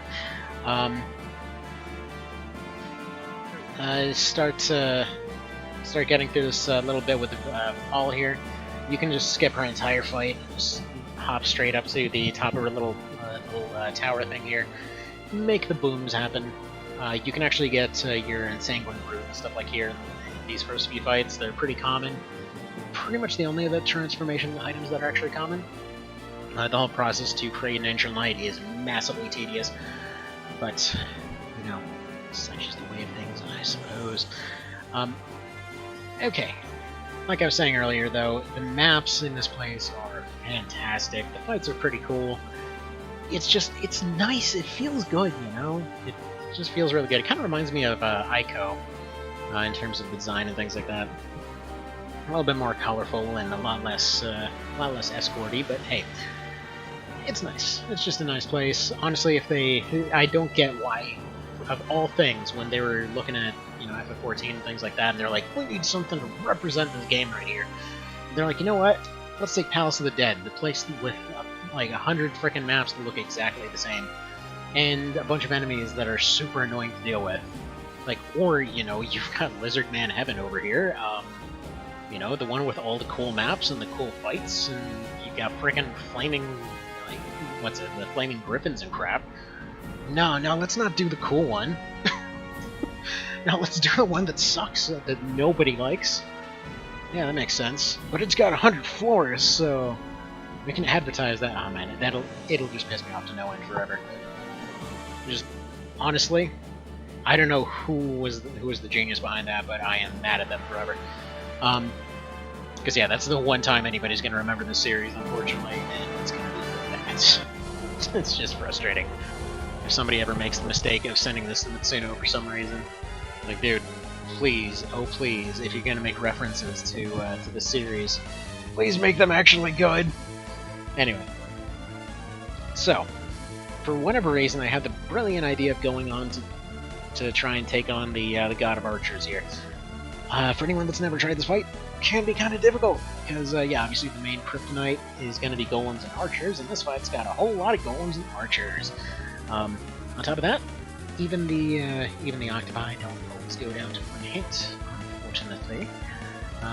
It's kind of a crazy time. There's a whole lot of damage flying in from all directions. It's basically about a 10% chance to avoid it at any given time, so obviously stuff's going to get overwhelming pretty quick. On top of that, I basically only got about 3 rounds to do that initial rush of damage there to actually get everything down. Aside from that, it's going to be a bit of a bad time. Like over here, I was trying to figure out, like, do I throw another orb in the center, get all the squishies taken care of, they're throwing out all that damage? Is they're really consistent with it, or do I try to, you know, back up and heal, which won't always work? Those guys are going to be hitting constantly, they're going to be throwing out all kinds of debuffs and things. We've got the super archer over there in the background, like, it's going to be a rough time. They've got guaranteed shots. This is why I was saying that there's a very, it's basically 10% to be able to avoid any incoming damage, because it has to rely on a deflect. And it just ain't gonna happen. It was an insane time, what can I say? So ultimately, yeah, this was not the attempt. This was not the attempt at all. It just kept on going and kept on going. Well, eventually we got there. I could have just as easily skipped this fight, but man, I really wanted to do it. It's a fun fight, I'll give it that. Like, of the Heaven General fights, I feel like the ones in San Bronsa are probably the cooler ones. I'm not a big fan of a lot of the other ones. Usually I don't include them in, you know, in a full, like, challenge run of this one. I feel like for the one for One Vision I might, if he ends up redoing them. But again, we'll see. Like, we'll cross that bridge once we get to it. But yeah, fairly difficult fight. It really was just a bunch of repeatedly attempting this until eventually Deflect kicked in, enough times to be able to finally make some headway. Kind of get to the center, secure the staircase, end up dealing with the big guys as soon as the golems were out of the way. The damage from the archers was consistent but manageable. Right here, thankfully, they all lined themselves up in a pretty convenient manner, so that was pretty handy. Again, this is one of the ones that just completely lined itself up, thankfully. Unfortunately, well, actually, fortunately for me though, their archer couldn't get proper sightlines for whatever reason. Like the cliff there was just enough to block it. Interestingly enough, I can actually block her from back here, but not if I was closer to it, because I guess the arrow arcs more upwards or something like that as far as the game sees it. But yeah, sometimes you can get really awkward blocks on archers. It's not really consistent, so you kind of internalize it over time and hope for the best. Also, interestingly, one of the few times you'll ever see them using them themselves. Now, seeing as somebody wasn't too bright, they're still just the +1 versions, so they're the almost useful version. They're the kind that One Vision uses by default, funny enough. And end up getting shot off the cliff there, and then finished off with a Heaven's Tear. this was not the attempt either. You can kind of see where this is going. As soon as the golems come in, if they roll their damage, it is time to die. And so this went on. So this went on and on and on and on and on and on and on for, I believe, 7 attempts. Until finally, those golems ended up missing their hits, the deflects ended up landing, and we ended up getting up to the top there. And then almost ended up getting finished off by the archer anyway. Like, it basically took just barely scraping by, going super aggressive until we got to the very end here. I kind of wish I'd left in more of this video now that I think about it. But yeah, I got to this this end part here, just slightly scooching by. But it was a good fight. I really like this one. I feel like it's one of the ones that has a map that's really well tailored to the character that you're fighting here. And so they have a chance to drop the bow, but of course this is vanilla Tactics Ogre, so god no they won't. They never drop the weapons that you're actually fighting them for. Why would they do that? Okay, and on to Floating Ruins. Again, more cool maps, more cool layouts and things like that. This one very heavily reminds me of Night of Lotus, and I wonder if it's actually meant to be the same entrance area there. Because yeah, for anyone that's never played it, this kind of looks like the area where they walk into a door during one of the cutscenes. It's weird because it's kind of the floating ruins are kind of implied to be there in all the games. Like in March of the Black Queen, it's its own floating island, and everyone's just kind of living there. For Night of Lotus, it's kind of think that, you know what? I wonder. Makes me wonder. There's a gate going from Night of Lotus to the floating ruins, or well, yeah, to the floating ruins there. So I wonder if the people from Ovis there just kind of went up to actually be the peaceful inhabitants after the place gets wiped out. Makes you wonder. Makes you think. You know. There's weird implications. Maybe that's why Matsuno didn't like it. Then he just realized that if he allowed all this floating ruin lore to get out, suddenly things would go crazy. It's like it's the airship that's been there the entire series. I don't know. I'd be all for it. I'd be completely on board with that, to be honest. It sounds pretty dang cool. But yeah, so doing a little bit of sniping and going back and forth on this map. Thankfully, not a lot of dispel going on. Worried about that for the One Vision solo because there's going to be so much dispel that I can't even. I'm probably going to have to get up to the top there and just hold out, I guess. As well as the fact that orb abuse isn't going to be a thing. Man, orbs are so cheesable in this. Like, it's kind of funny how the originals would hit the entire map and you could technically farm them. And yet somehow this is the more abusable version. It's weird times, weird times. I guess it's just, it feels that way simply because you can, like, as soon as you get the gem codex, you can make them at a profit. So, yeah, I think if you couldn't make them at a profit, then at that point, you know, you'd actually be limited in terms of the resources, because you'd be losing resources making them. Even if they did succeed all the time. Like, I'm still holding on to that theory that at some point this was meant to have an Iron Man mode, because really it feels weird that that they specifically put in mechanics where you get punished for like random, like trying to improve your gear and stuff like that. It adds nothing else if there's no permadeath thing to back it up, or at least a lack of a save thing to back it up. And I mean, I've played through it that way, and it does stretch your resources in an interesting way, but I don't know. See, I would say I don't know if the PSP is capable of something like that. I mean, it probably would need a very, very quick amount of saving time. Like, thinking about it, there's an Iron Man mode on the XCOM over on the Vita there, and it barely functions. So maybe that's why they just felt like it would corrupt the save or something. Who knows? Who knows? Like, maybe a checkpoint system would have been the way to do that. Like, you can only save between battles, and who knows? It probably would have taken too much, and they just kind of said, good enough is good enough, whatever. Alright, so, in comes the question, the inevitable question of whether we're here exclusively to suffer. This map is ridiculous. It's got some of the better drops in San Bronsa, and it's a really cool way for them to end it, right? The Central Garden is, like, it's just a complete all-out brawl with everybody, and, you know, everybody winds up on the ground, and they've got all these strong units flying around and everything. In a solo run, it's it is, like, it's just going down on those donkey parts like it's getting politician money. But anyway, like, it's insane how much stuff gets thrown at you on this one. You've got your exorcism crap for one. You've got your petrification, your shackles, your stuns, everything flying around from all over the place. Now, early on, I figured, okay, you know, we're not going to need a petrification. It hasn't been too much of an issue here. That gets proven wrong. I ended up losing this fight several times due to petrification.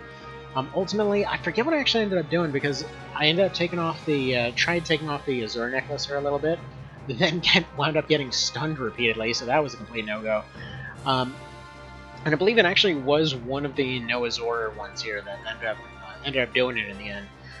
Just because I needed that little bit of extra punch, a little bit of extra means to get around here. I believe it was actually that I needed the different needed the overguards actually. So that pretty much just translated to no having warpy boots for this particular one. But either way, it was a very stand ground type of situation. As you can tell, there's kind of a lot of units, and this is actually the most crowded fight in the game, I believe. And yeah, if I recall correctly, it's 28 versus 1 here, so pretty intense. Kind of a lot of stuff flying this way. On top of that, those golems are pretty much going to get to swing around with impunity. But ultimately, what wound up being the case here, what wound up being the winner, Dragon Slayer is going to one-shot all the dragons there. I didn't have Beast Slayer because you can just one-shot those anyway. But as long as I knocked it down to one golem and then took care of the other one as soon as I had the opportunity, as long as I took that one out early, it was enough to be able to actually get an edge in this fight. But yeah, with both of them around, constantly throwing out those 100 pluses, it was just not going to happen. So at this point, I forget if I actually covered all of it, but we've gone completely all in for the dark build here. So Thanatos and a Dark Spear. Pretty much going for insane levels of Ogdark, and this is actually the fight where it finally maxed out. Despite the fact that I was grinding it up, despite the fact that it was being used constantly, this is the fight where it finally happened. Which I figured was kind of fittingly ironic. To be at the top of heaven and to max out dark powers. Started getting a little bit low on the essences here. Was really worried about running out because obviously this is a really resource-intensive fight. They're going to be taking out almost the entire bar almost every turn. You know, got to figure out some ways to slowly creep forward. I don't know why. Wait, why does this one get? Why did we stop on this frame? Apparently, we stopped to admire this dude's face. But oh well. Onwards we went. Thankfully, all those 40% keep missing. It's one of those things that just does not come up in the level 1 run, because, yeah, fun fact, for some reason, when you play through using level 1 characters, the game doesn't like you. It seems like there's a hidden decrease to characters with a level disadvantage, which is kind of the opposite of how it usually works, and or maybe there's so much of an advantage that it just goes negative or something. Who knows? But it's kind of an odd time. So they're going to keep spamming all those summons and things like that. Most of those are just going to plink off, because of course they will. Even at this point in the game, they're just going to do absolutely nothing. Still relying on those essences. Only 3 left at this point, I believe. So I'm looking around like, you know, there's a lot of meat still out on the field. I don't really think this is going to be enough. So I figure, okay, we're going to focus on all the bigger ones here. We're going to try to punch through all the monster units and things like that. Hopefully make a little bit of headway. And so little by little, you know, we're getting there. We've got a couple of the dragons down, got the golems down. I believe there was a Cyclops that went down, Griffin's gone. Fire-breathing Griffin and things like that. Still think them things are pretty awesome. Thankfully, most of those guys aren't doing very much. The spear units we don't have to worry about much at all. Because we've got inbuilt spear resistance on account of having rank 8 spears. It's funny how that works. It's one of those little details nobody ever would have cared if they didn't put in, but I just love that you get a resistance to the weapons that you're good at. It's just nice, you know? Maybe it was programming laziness, maybe it was an extra thing they put in there, like maybe they just needed a resistance on all these other stats. Although it's kind of funny, because apparently they're meant to work together, and when it came to elemental stuff, they decided to take the resistance out and make it its own skill. Just to be a dick to wizards, I guess? I don't know. It's weird how they decided to do that, but oh well. That's anything related to Matsuno, quite frankly. Sometimes it's an extra feature, sometimes they went out of their way to make something a non-feature. It's just the way of things. Who knows the ways of men, and all that kind of business. And yeah, so hope you like that Hellhound thing, because they sure use a lot of that up here in Heaven for some reason. I didn't really think about that up till now. Why do they all use Hellhound? Like, I guess it's kind of implied that they're, you know, well, they're meant to be corrupt or whatever, but, you know, now that I think about it, I don't know what the actual story is here, because as much as they're kind of implied to be, you know, corrupt or the bad guys or whatever else, they really just seem to be protecting their place more than anything. I don't think they ever come across as anything other than neutral. Because the only one they effectively go out of their way to get rid of is Paul, and quite frankly, they suck, so I don't know. Might have to read up on that later. So there we go. That's all the big units, aside from that cockatrice out of the way. Thankfully, the cockatrice is not super threatening in this particular instance. On this attempt, I had taken Stoneproof as one of my abilities, so don't need to worry about it too much. It's just there. Stone is no longer an issue. Actually, I feel like a solo run is one of the few times you'd ever be able to afford one of the proof skills. It's because you take on so many fights that you can actually afford it. Not sure who decided that 10,000 was the price that it needed when you're only getting like 50 per fight, but hey, you know, when you're taking on hundreds and hundreds and hundreds of automated fights, I suppose you can eventually afford that kind of thing. Now, I was still worried here, because on 3 separate attempts I had gotten this far into the fight, only to get completely ruined in 1 round, so I was still worried by now. Was still expecting to have everything go wrong. Trying to play it as carefully as possible, trying to... I just realized that I still had orbs that I could make use of here. This is one of the early attempts I kept using orbs, but it just wasn't putting out enough damage to be able to take out all of them. So, you know, little by little, slowly chugging our way through. Again, still was unclear as to why I was resisting that spear guy so much. I know that now.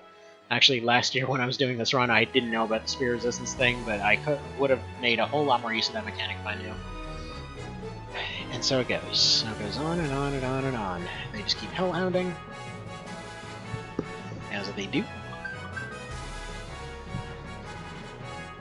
Until slowly, unit by unit, they all end up falling down. End up going and going and going and going and going. So many hellhounds. Seriously, I feel like it was used 50 plus times here. And there we go, there's that final Aug Dark thing. Nice thing is, by the way, we actually wouldn't have ranked up Aug Dark there if they didn't keep hitting us with hellhounds. Actually, another little quick mechanical note. Despite the fact that someone's hit you like 7 times, it only counts as 1 hit for the purposes of leveling Augment, because it only actually checks for it once. So, fun times there.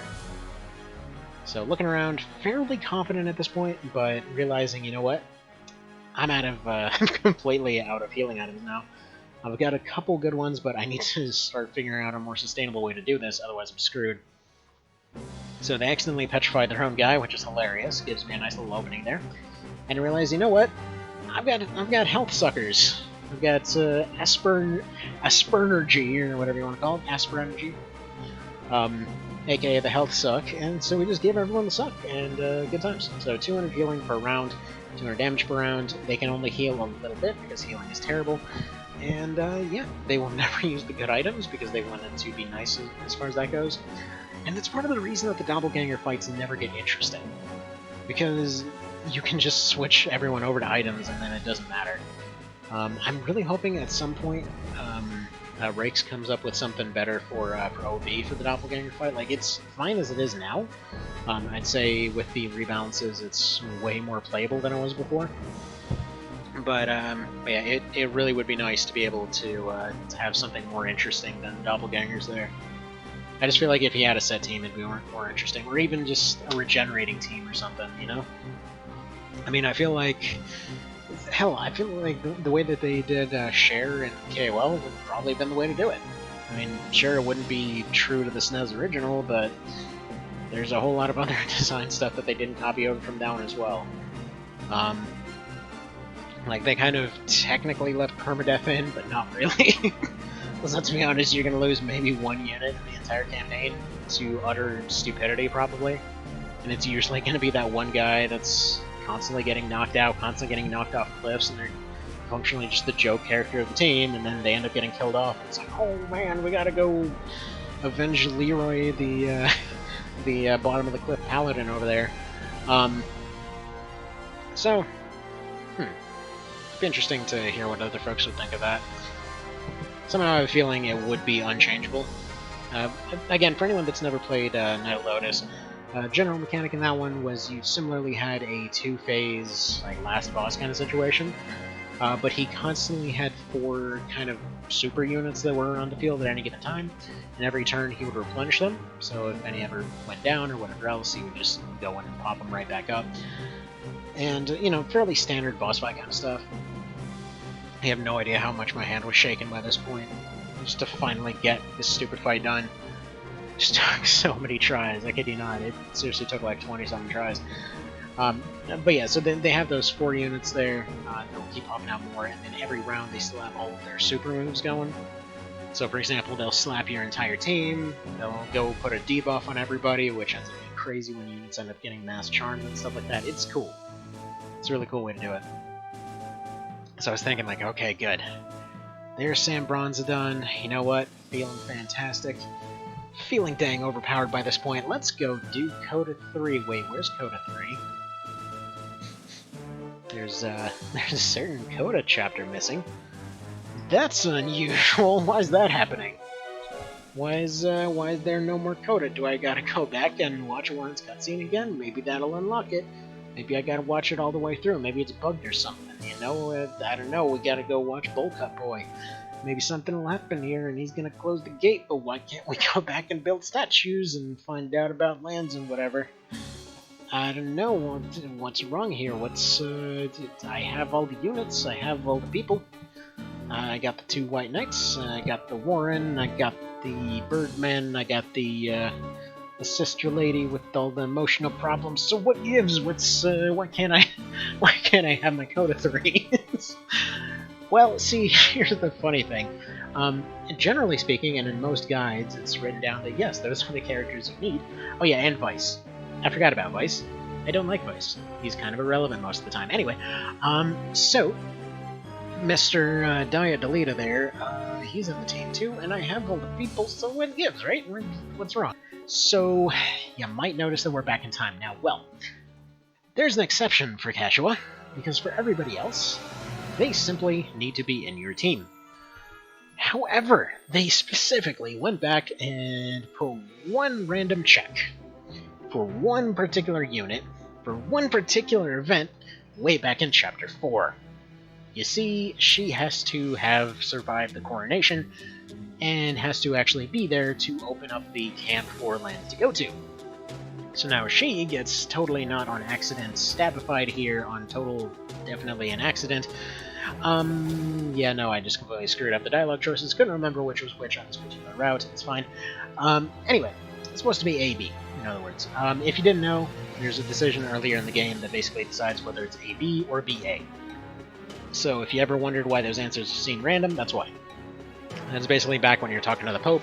Whether you say that you can go to war with her or not depends on whether she will show up for the fight, and then from there it'll be, you know, kind of whether it's one or the other. Anyway, so yeah, the one exception is that she has to have survived the coronation so that she can open up the clinic there, because that was the little detail that they cared about more than somebody having to go spend 10 extra hours going through Palace of the Dead again in order to be able to get to the frickin' DLC.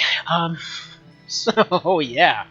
Anyway, so we went back to go pick up Lindell just for the hell of it, just to go pick up more points, to go curb stomp this game even harder. Yeah, you have no idea how unbelievably frustrated I was at this point. Like, I was just freaking seething as to why anybody would possibly do this. So yeah, we went back, went through Hanging Gardens, made sure she was saved in the story this time, despite the fact that we went back and saved her already.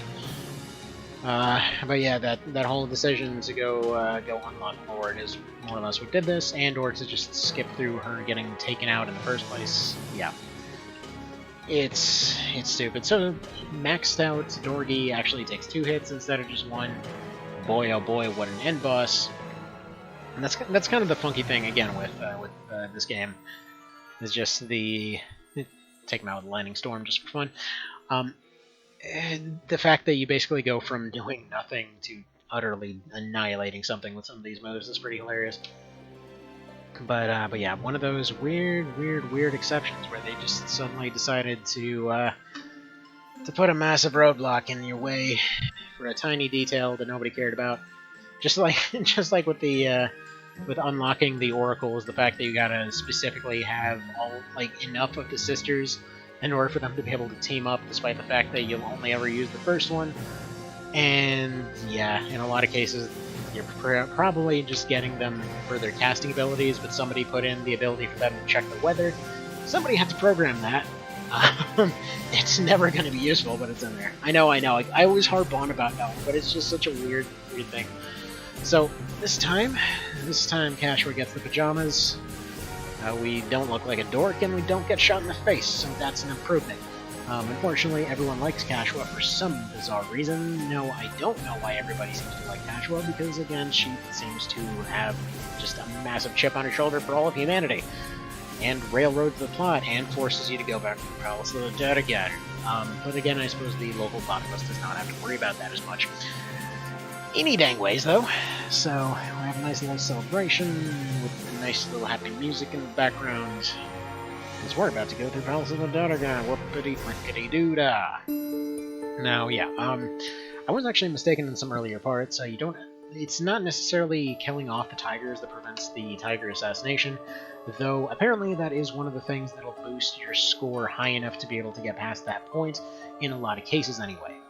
It seems like in a lot of cases the bigger one is whether or not you let them sack Heim at the end of it. As to how you go to the entire army and tell them not to do their usual medieval army thing and not get rebellion, I don't know, because that historically is something that caused a lot of rebellions in the past. Yeah, for those unaware, yeah, that whole sacking cities and pillaging and all that kind of thing, that was just kind of an expected part of the payments back then. Not always, but very, very often. It was accepted as the thing that happened. It's nice to think that everybody was all, following chivalric and whatever codes and whatever else, but yeah, no, it's wars. People are dickheads in wars. That's how that works. You don't get a bunch of people doing the whole stabby thing without getting a bunch of people doing the whole being a terrible person thing, and lots of PTSD for everyone on all sides of every conflict, but whatever. Anyway, that's aside from anything here. So, they get on their boat. The guy picks the most conspicuous robe he could ever find. And it's to be continued right now. My oh my, that's some very loud music right now, and let's go ahead and fix that. Yeah, so you may note that I've been mentioning about volume every now and then. It's kind of a funny thing, but basically my video editing software is kind of crappy. It's literally just a free one that I've been using since forever.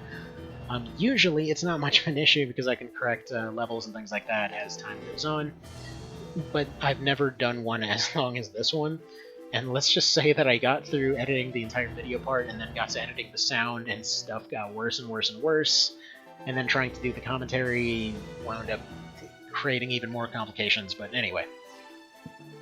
It was a long story. So, we do all of Coda 1 again. I didn't bother recording a lot of it because, quite frankly, with the dark setup, it's a curbstone. There's very little they can actually do. And now we proceed to do a little bit more crafting, of course. But yeah, no. There's very little that they can do. I went through and raised up the Fusilier in the background, raised up a couple other classes just for the hell of it. So I think base stats are like 10, 15 points, whatever, higher at this point. So we're kind of rocking it in terms of damage. There's almost nothing that can survive a Spiral Scourge. Again, even most of the heavy units are going down like nothing. Almost nothing does actual damage aside from golems and archers, and anything else that scales absurdly well. And so we go for the suck hole yet again. just completely murk that mess for all intents and purposes, because again, we can't actually use any of the shortcuts. So we just have some hunk theme off in the background here. Yeah, this was just running through and crushing everything like nobody's business. Used orbs for a massive chunk of it because I seriously just started checking out by this point. I was just pissed off. I was ready to be done with this run. I figured it was all well and done, everything was taken care of, but no! Thanks to that one stupid technicality, we gotta do the most annoying part over again. Yes, I'm just skipping straight to the end because nobody wants to watch the Palace of the Dead again. Screw that noise. And so I went through the same strategy here with the orbs, and funnily enough, Warren actually managed to get his revenge this time around. Since he was in the party, that means I'm allowed to equip him, so I just put on a bunch of random stuff to give him stat buffs, and then out of nowhere, he de-petrifies, takes out Rodrick. I was like, okay, whatever, that's fair. He just friggin' impales him on the Bryn Elder. Just impales him on a Christmas tree. And so, we're out of that crap.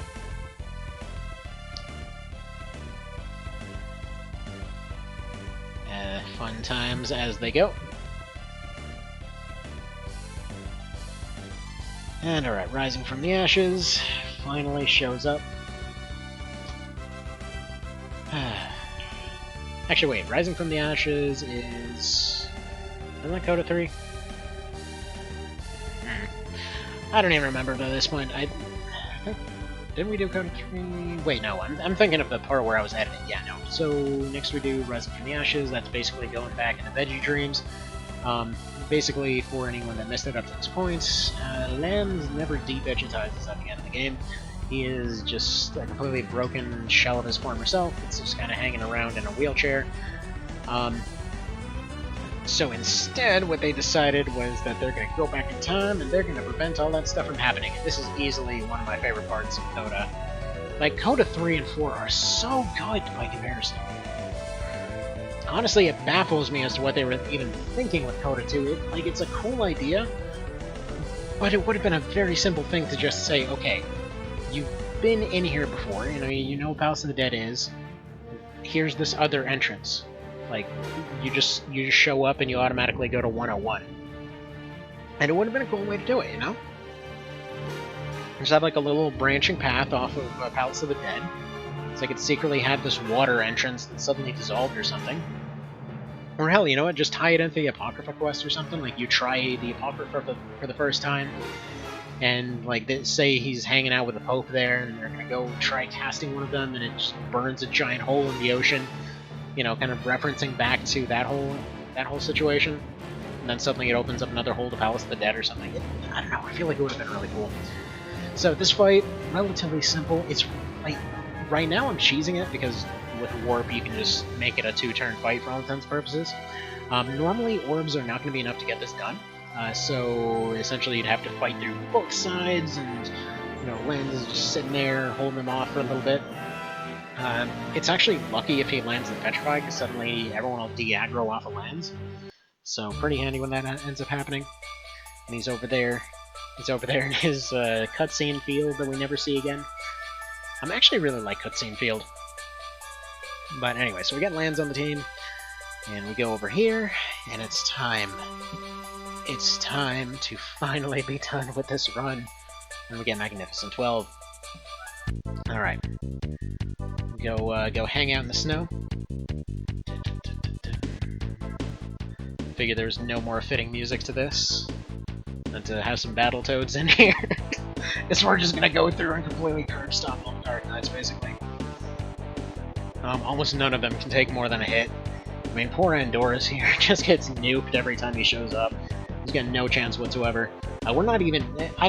like, thinking back on it now, this entire thing, nobody would have survived a single hit if I had just gone for Gloom Orbs. I don't know why I went for Radiant Orbs. There's nothing to exercise at the end here. But yeah, no, Gloom Orbs probably would have one-shot everything.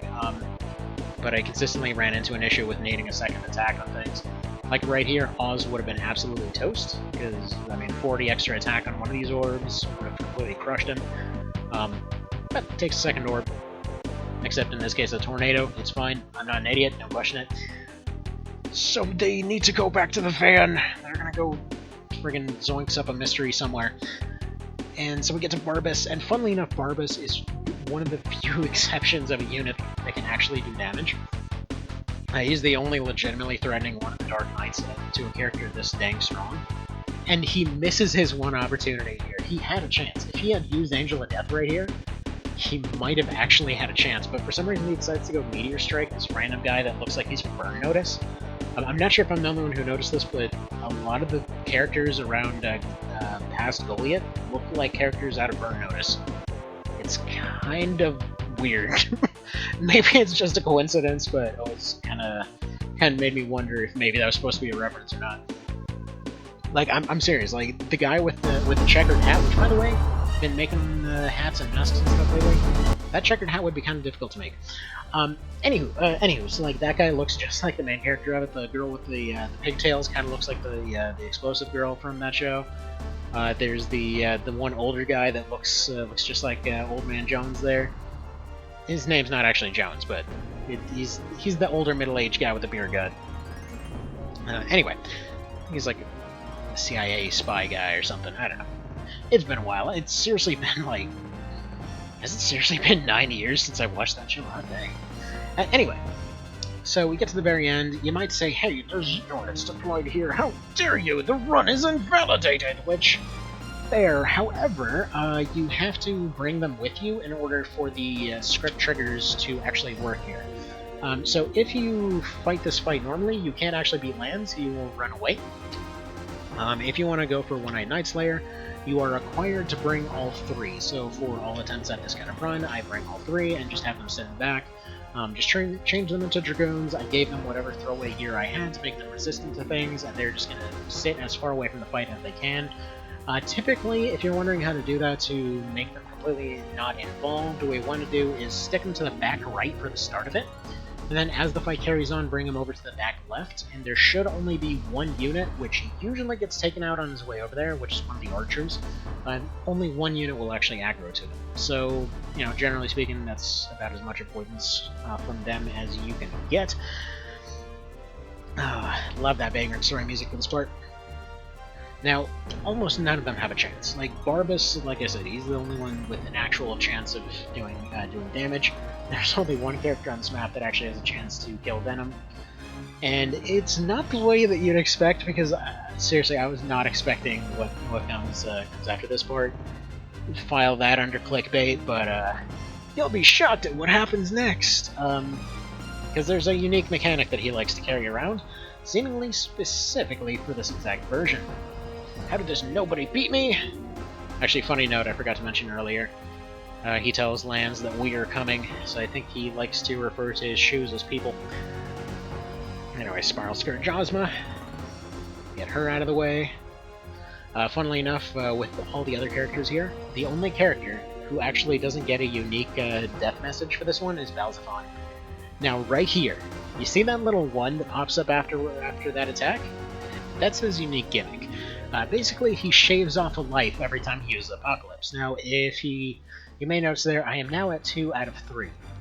At no point during this run did I end up losing a life in any other way. He is pretty much the only way that Denim can lose lives. But we will permanently make you lose a life. There's not any ifs, ands, or buts about that. If the attack hits, it will shave off a life. And yeah, no. It's unique in that no matter how much health he's at, if he loses that last life there, that's just it. He just instantly dies. So it's pretty friggin' cheap. It's actually one of the reasons that it's kind of theorized that he was never given his actual weapon skills when you fight him earlier in the game. Because, I mean, they would just essentially start shaving lives off people in a relatively long fight. So again, lots of backpedaling and everything else. Anyway, so yeah, Balzaphon here is the only one without a death thing. Like, oh man, there's too much to be done, splat. Actually, no, I take that back. Balzaphon and Volak. Volak is the funniest one. Because Balzaphon just talks about how he has to retreat. You know, so far we've had Barbas, Martin, and Ozma. And Oz as well. Talk about... actually, wait, is Oz done? no, Oz is about to go down. But they all mention that, you know, they did actually die and whatever else. But when it comes to Balzaphon and Volak, they'll be like, oh man, I gotta retreat! Faceplant. I just like to think that they're that cockroach thing out of Men in Black that they're just gonna pop out of his skull, crawl away their little spaceship, and run away. But there he goes. He gets his second apocalypse in a row, and now I'm looking at that thinking, like, okay, 40% chance to just completely wipe at that point. And if you're wondering why I didn't just go for lands here, he runs away if you fight him at this point. He will just be aggressively all in your face. You cannot get the Ambition or get the One-Eyed Night Slayer thing if you don't actually kill him. So that's more or less what we're going for here. So I have to take out everything else on the dang map. So that's what I'm trying to do. There's unfortunately one cleric there with really high rank in Og Light, so he's going to be a real hindrance this run, unfortunately. Bit of a massive pain in the neck, really. But yeah, he's just like, oh man, I gotta retreat! Splat. He tried, but he was already dead. So, like I said, that one archer back there just aggroing to everybody as they do. We'll get on his case in a little bit, and unfortunately that one cleric is still being a pain. Re-up warp here, starting to realize that I'm gonna have a bit of a problem because I have to get close to lands, and he's got some pretty extreme range on Apocalypse. He can outrange me, and I can't really get close to land him that I need to. So yeah, gotta finish off this cleric. Figure I'm just gonna go put him aside for now. They're wasting all their heals. No big whoop there. But trying to think, like, how can I possibly get past that Apocalypse? Those are gonna have some friendly fire. Oh well. But again, one more hit from Apocalypse, 40% minimum chance to hit for it. I'm realizing that we're just gonna have to pull some cheese to be able to pull that off, because no matter what way you slice it, I do not have the movement to be able to get close. I would need to be a ninja or something else in order to be able to get a hit off before then, and unfortunately not one of those, and crossbows aren't allowed, so I wouldn't have a triple hit that would be able to finish him off instantly. So I'm just kind of warping around the map, just thinking it out for now, thinking maybe I'm going to have to cheese him at long range. Maybe I'm just going to have to use orbs or whatever else. Not feeling like it's the most viable option. But because I'm thinking even with orbs, I'm fairly certain he can get close enough to just throw out an Apocalypse at that point. So how do we get him to not use it? So now we have an interesting little discussion on how the AI views its accuracy.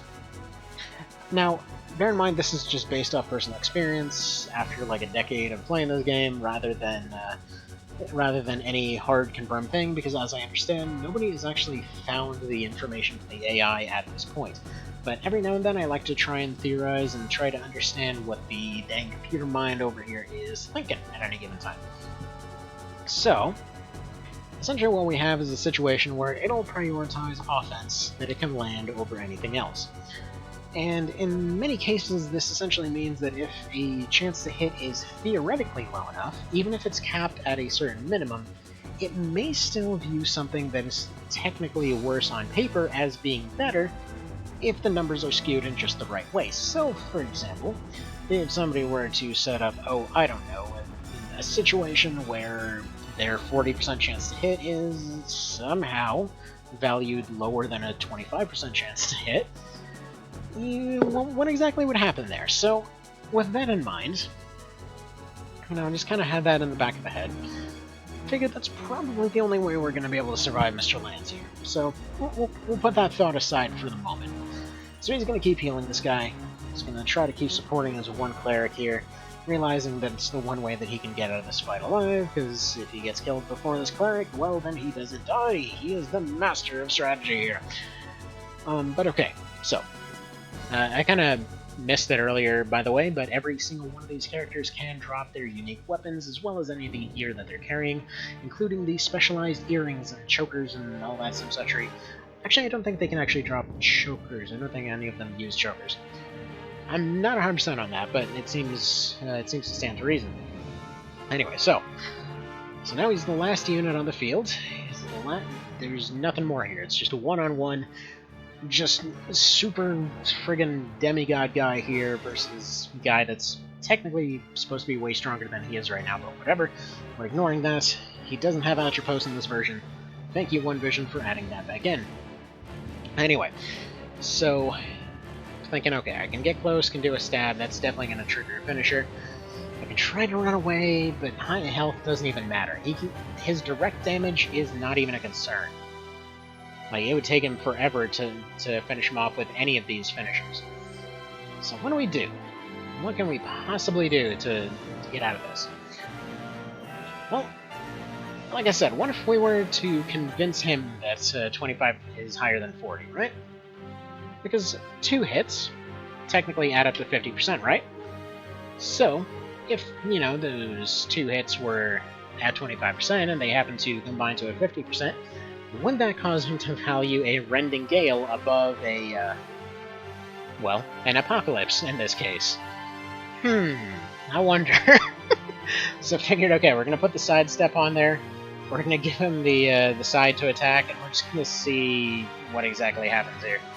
And sure enough, he goes for the Rending Gale, and that's the finisher. That's the end. That's checkmate. Of all the dumb ways for this to end, there we go. Of all the unbelievably stupid ways to cheese the AI and win it. Now, thinking back, it might have been an elevation thing. I like to think it was the accuracy thing. I didn't check what the actual elevation was for Apocalypse, which in that case, the proper move still would have been to go up there. I think you can still use an unlimited elevation, and it might be Rending Gale is just up and down. But yeah, no. It was something else, but there's the run. There's the run. It was crazy. It was absolutely crazy. So thank you guys for sticking out through all this. And yeah, I think that's the last, the second to last vanilla thing I'm gonna do. The level 1 run's gonna be the true end of all this, but oh man, this one should have ended like 10 to 15 hours earlier. I'll tell you that much. I really don't like that they did that thing with Cash over there, but you know, there we go. There's the run. It's done. It can be done. It can be done solo. It can be done with a arguably unoptimal build. Did have maxed out stats by the end of it after all that grinding. So yeah, Dark Spear, Thanatos, City, kept the same necklace on throughout the entire thing. Arguably could have gone for Dark Choker, but I didn't feel like doing any of the temples. Obviously this was a really, really, really long run as it was already, so wasn't really feeling that. Anatomy definitely carried a huge part of this. But yeah, aside from Palace of the Dead, it was a dang fun run. I really liked it, and yeah, thank you guys for sticking by this. Have yourselves a good one.